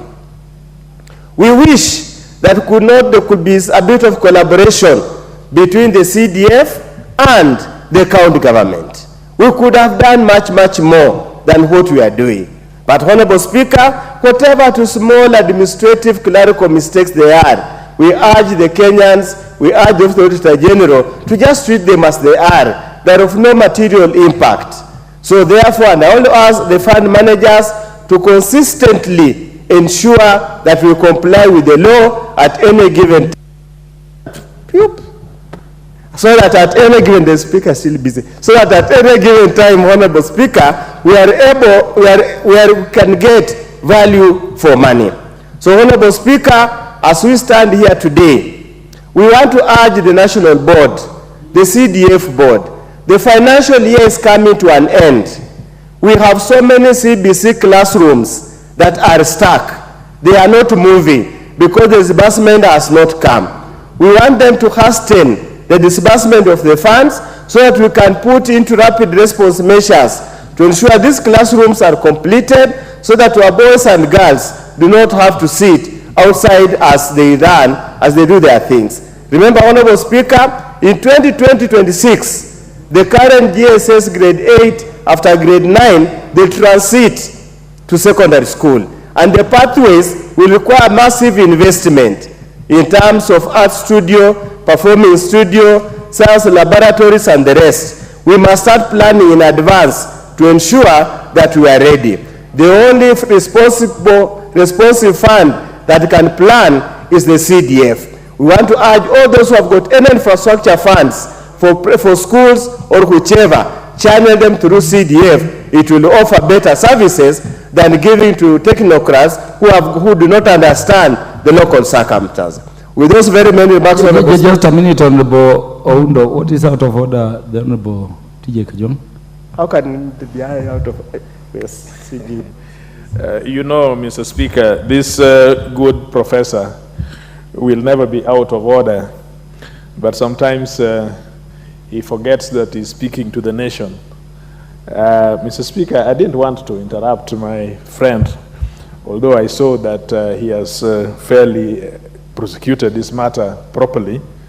But Mr. Speaker, looking at the House, I would have really wanted members from Vihiga to be here, because although we are speaking about the topic really is about the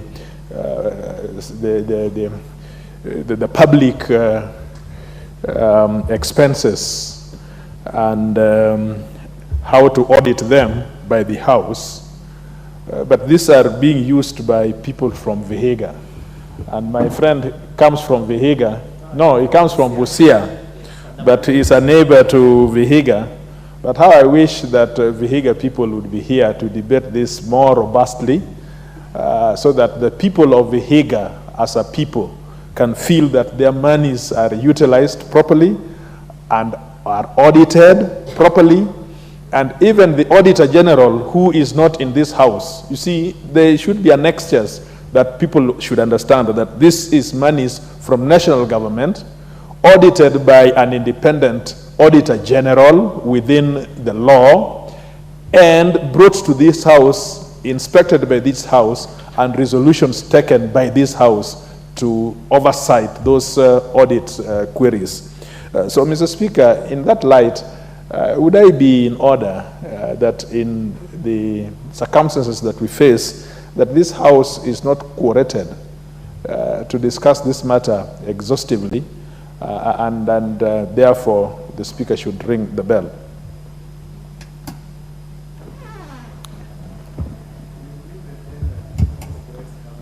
Do you have the numbers?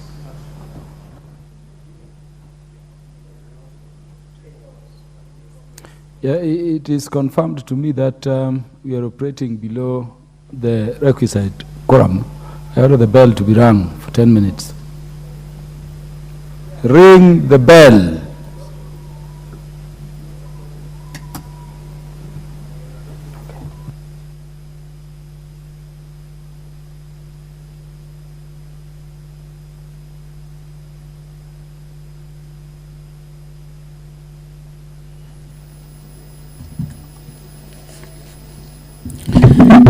Well, the House currently does not have the required quorum for the current business on the floor to continue. This is a matter that has been raised by the Honorable Member for Ruaraka, Honorable TJ Kajong, indicating to the Speaker, that is Honorable Peter Kaluma, who sits in the Speaker's panel, that the House does not have the required number of members to enable it to continue with the House business. And this is pursuant to the House Standing Order number 35, which talks about the quorum during the proceedings of the House.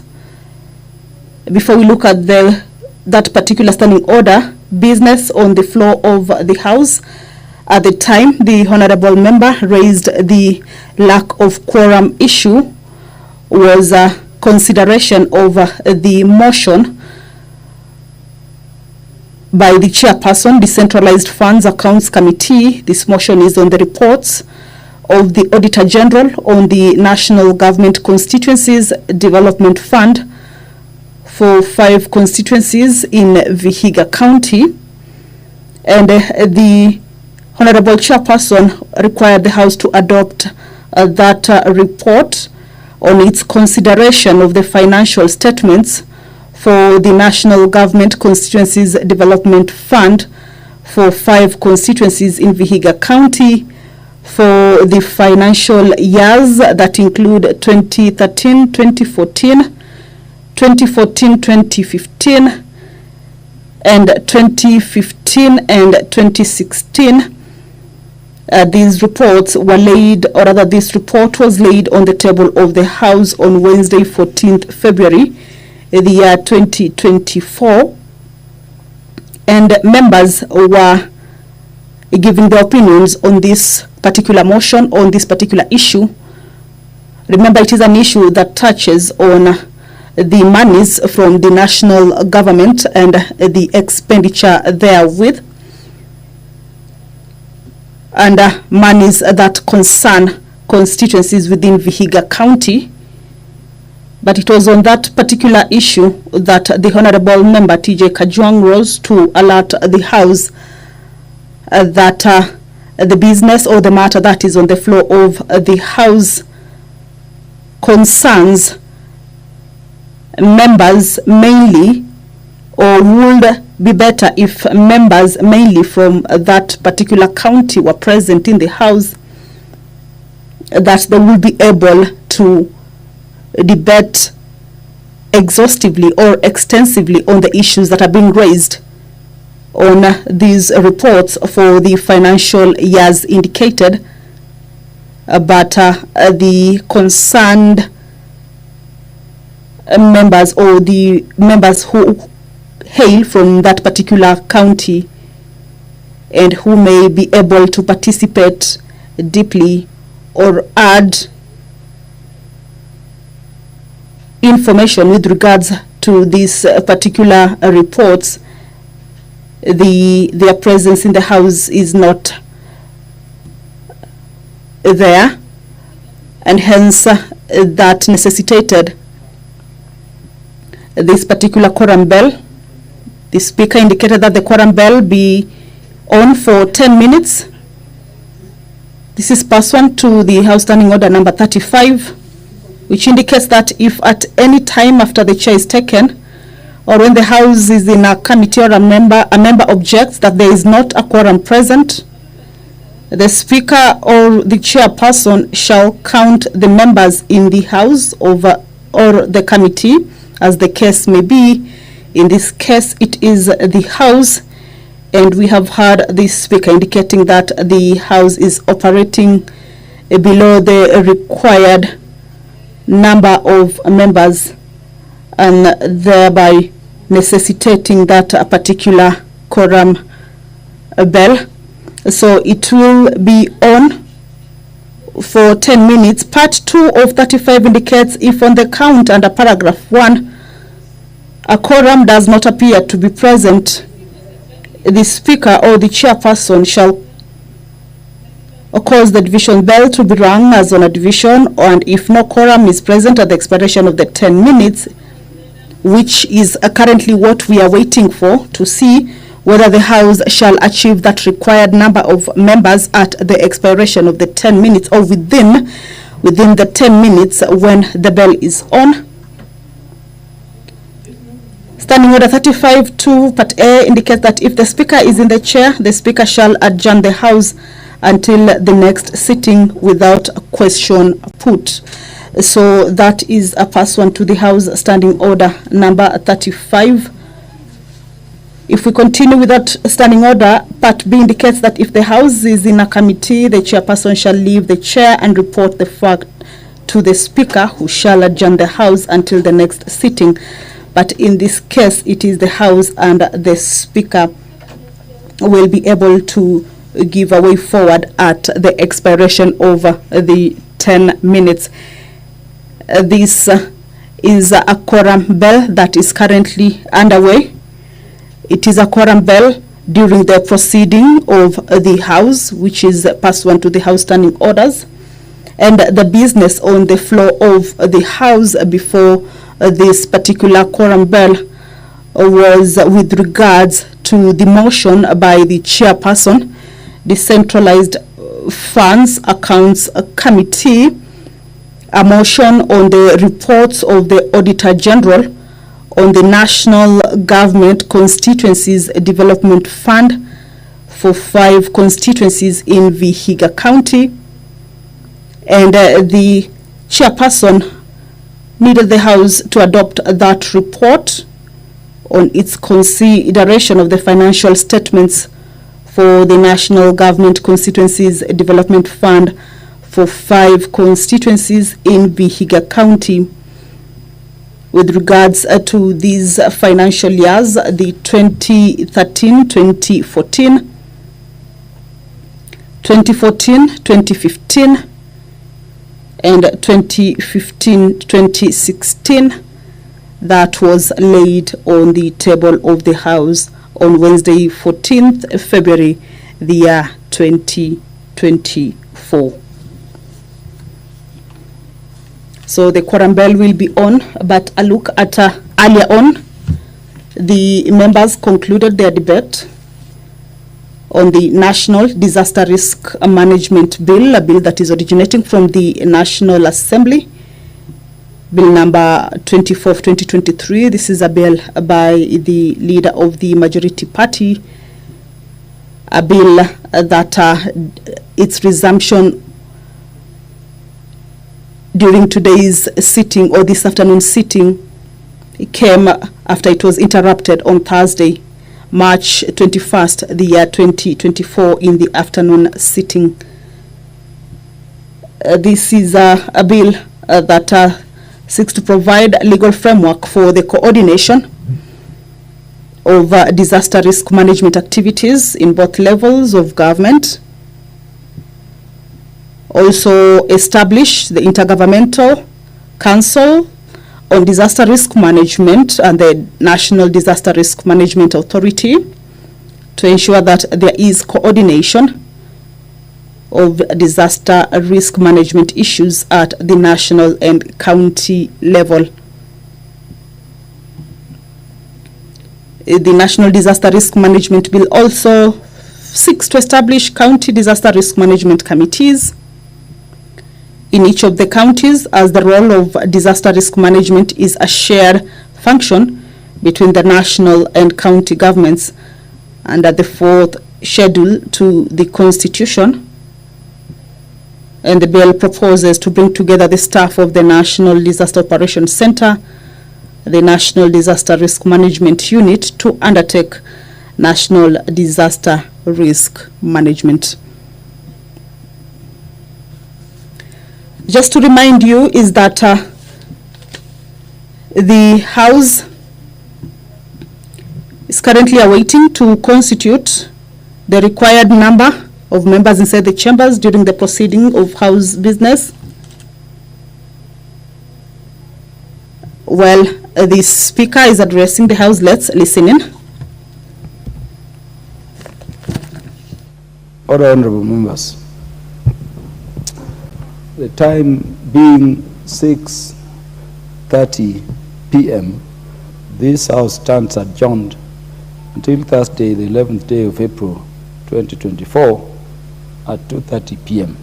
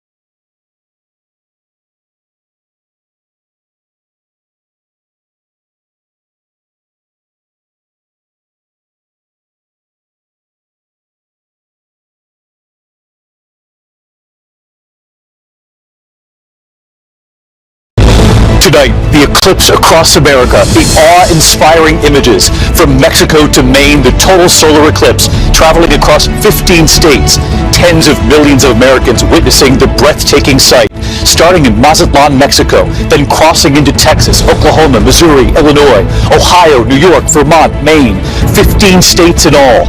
The path wider than the eclipse 7 years ago, the moon closer to Earth, the shadow wider on the ground. Small towns and big cities plunged into darkness. Dallas, Cleveland, Indianapolis, all the way into the Northeast. In Burlington, Vermont, one of the final stops here in the U.S., the clear skies making for a stunning view. It really does. It leaves you speechless, doesn't it? That was exactly my thought. Tonight, the 350 couples married during the eclipse. The parents who brought their children across the country. The mother and daughter from Minneapolis who traveled to Mazatlan, all for a sight we won't see across the U.S. for another 20 years. Tonight, those spectacular images right here. Also, the other major news this Monday night after Donald Trump repeatedly celebrated the overturning of Roe versus Wade by the justices he appointed to the Supreme Court, what he's now saying about a nationwide abortion ban. The Biden campaign tonight pouncing. Also tonight, here's a scare just minutes after takeoff, the flight from Denver to Houston making an emergency landing. The harrowing images, and you'll see them, an engine cover ripping off the plane. The deadly shooting inside a law office, 2 people shot and killed, hundreds of workers rushing to safety. Tonight, the new warning from Israeli Prime Minister Benjamin Netanyahu, vowing Israeli forces will move into the Gaza city of Rafah. We have breaking news tonight involving Donald Trump's first criminal trial starting 1 week from today. Tonight, Trump's efforts for a change of venue and for a delay denied with 1 sentence from the judge. The country music star Morgan Wallen arrested on felony